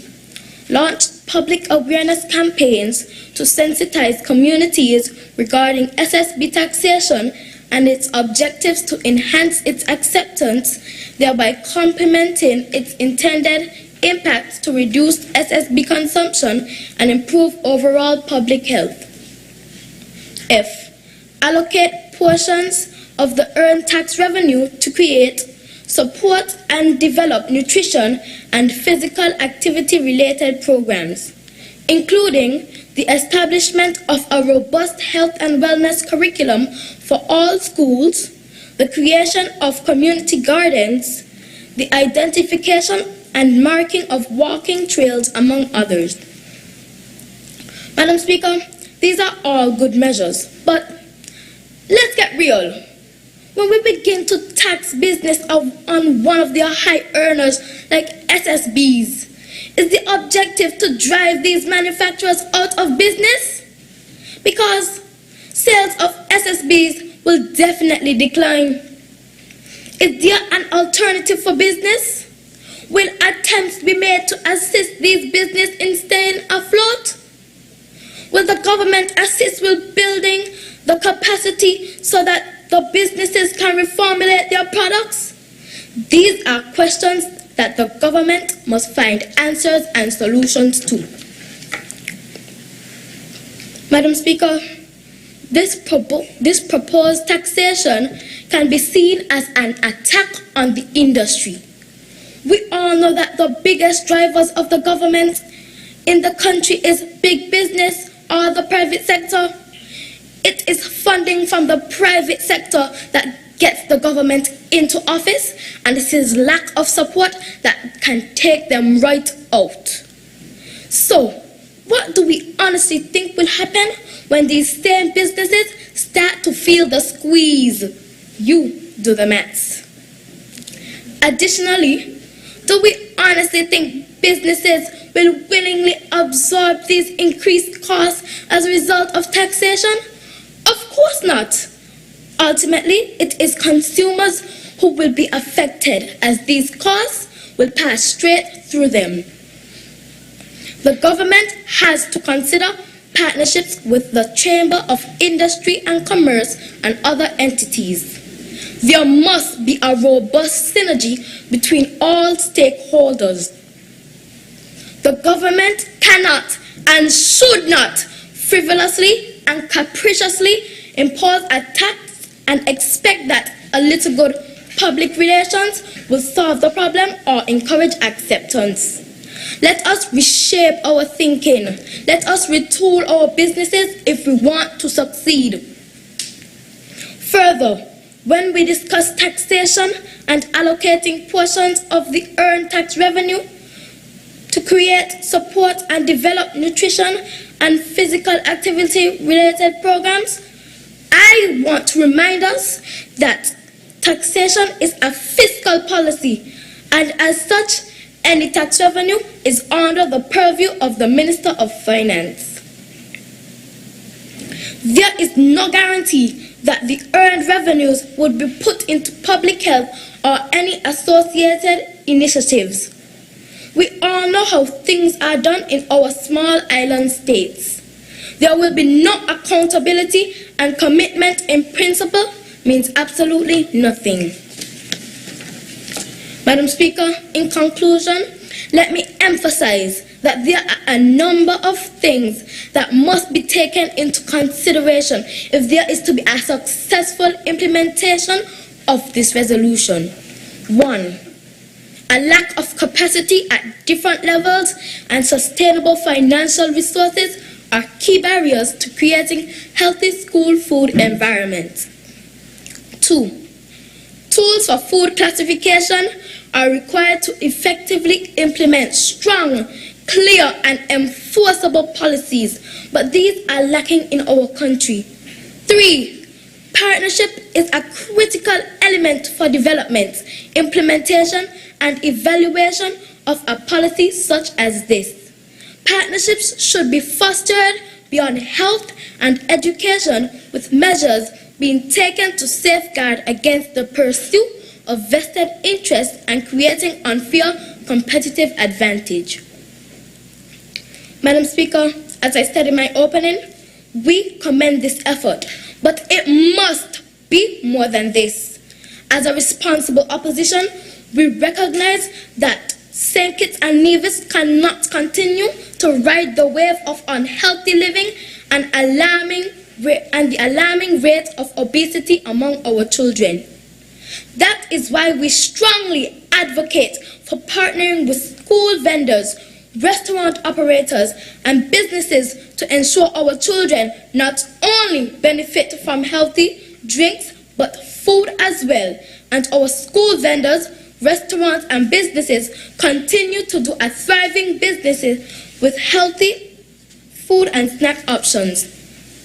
Madam Speaker, before I take my seat, I want to note that an issue such as this magnitude not only rests with the government, but we all must do our part in ensuring that there are healthier options for youths, be it in our schools or homes or any social environment. May it please you, Madam Speaker.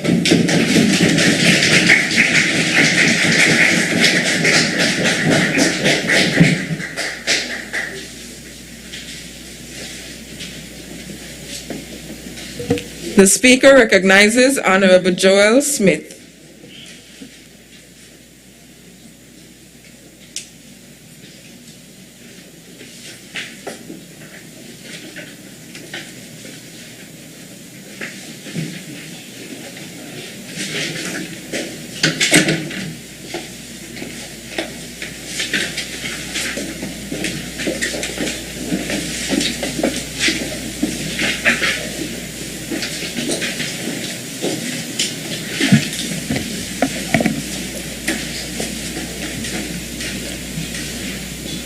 Madam Speaker, as I rise to wind up this debate, I can't help but think to myself that it's a shame that I don't have an hour to address my discrepancies.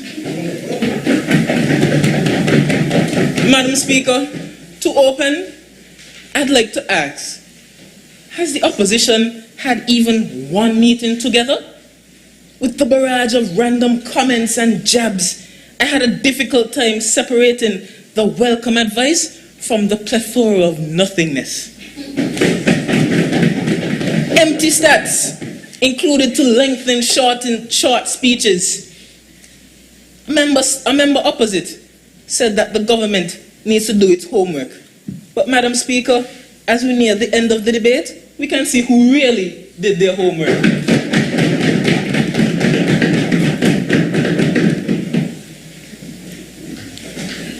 A member opposite said that we need to focus on the healthcare system.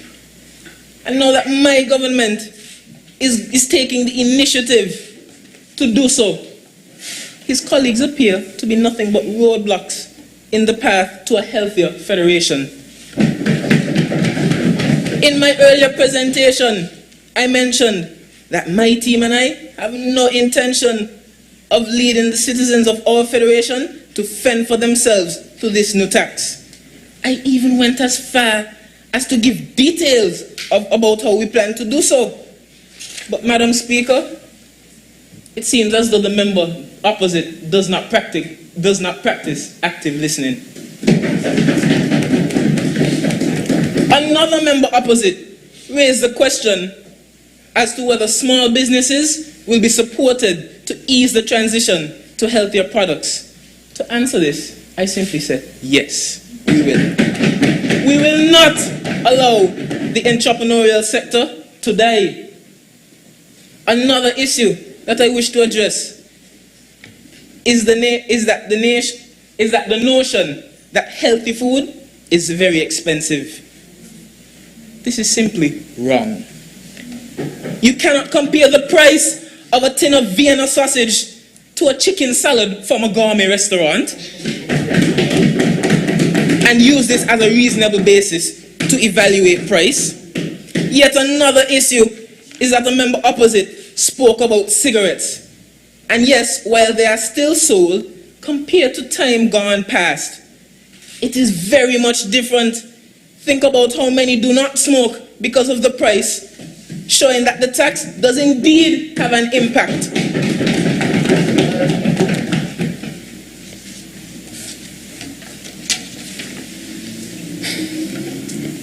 Madam Speaker, as I stand before you in this honorable house, I'm really having trouble putting together the words to express what I would like to say.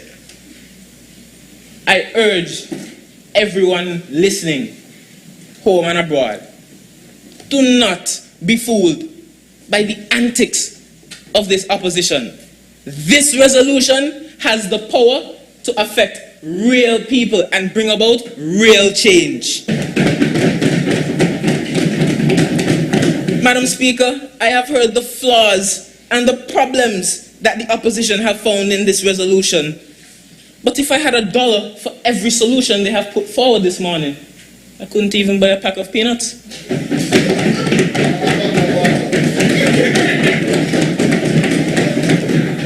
A member opposite spoke about simply choosing another healthy option. Were they listening? Included in this resolution, it says that not only sodas will be taxed, but other sweetened beverages, powdered drink mixes, and things of that nature. This is exactly the behavior we are trying to curb, and it is the aim of my able-bodied and willing government to do just that. A member opposite said that it's almost as if the government wishes to punish. Punish who? Punish manufacturers? As he later said in his speech, that manufacturers can easily absorb the tax. Punish the citizens? Can we really deem that as punishment? A tax being put in place for our very own well-being? Madam Speaker, I think not. To conclude, I would like to repeat, I do not stand before you, Madam Speaker, as an adversary to the opposition, but I stand before all as an ally in helping St. Kitts and Nevis achieve its goal of being a healthier federation. May it please you, Madam Speaker.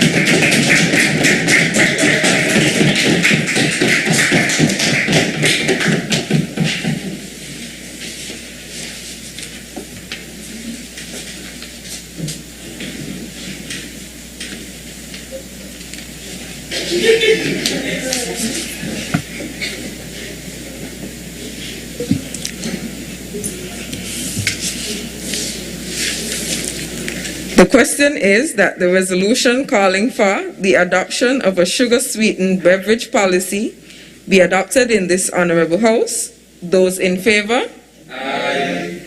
Those against? Nay.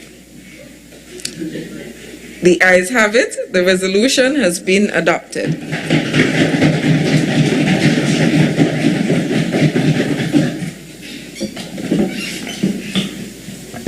Adjournment.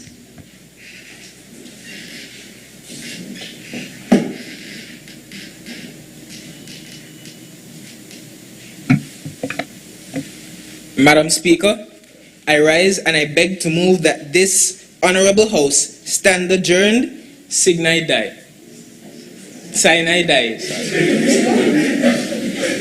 Madam Speaker, I rise to second. Madam Speaker, I rise. I rise to second that motion that we do now adjourn, and in doing so, permit me firstly to thank all of the supporters and the members within the Federation who continue to support the St. Kitts National Youth Parliament Association. We recognize that this is our first sitting of this SKYNPA year and the second for 2021, and we are indeed proud that time and time again we are able to come into these hallowed halls and plea and deliver on the promises of our institution to be an agent for the delivery of youth issues and further the discussion on such matters. I want to single out in particular the Energy Month Planning Committee and the stakeholders involved in that committee, in the people of those at SKELEC and the Ministry of Energy, and all of the stakeholders who may be involved who have not only come on board financially, but in the assistance with our preparation and speech review, as well as the provision of several documents that were very beneficial to the preparation for today. I also wish to thank Lake Health Wellbeing, who also assisted financially and technically with their assistance, as well as to the two institutions for their assistance in reviewing our resolutions.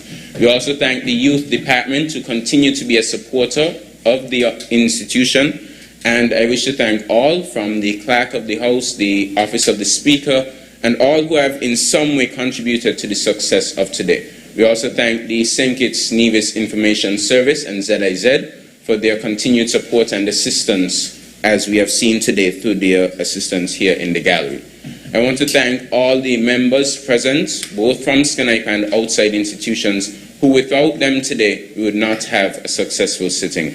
And finally, we thank the St. Kitts Nevis Defence Force through the Cadet Corps by providing a member today to act as our Sergeant-at-Arms. Madam Speaker, as we go forward into 2022, we look forward to the continued work of SKYNPA and everything that SKYNPA has to offer as we continue to act as a voice for the youth, enabling equality and justice in nation building. May it please you.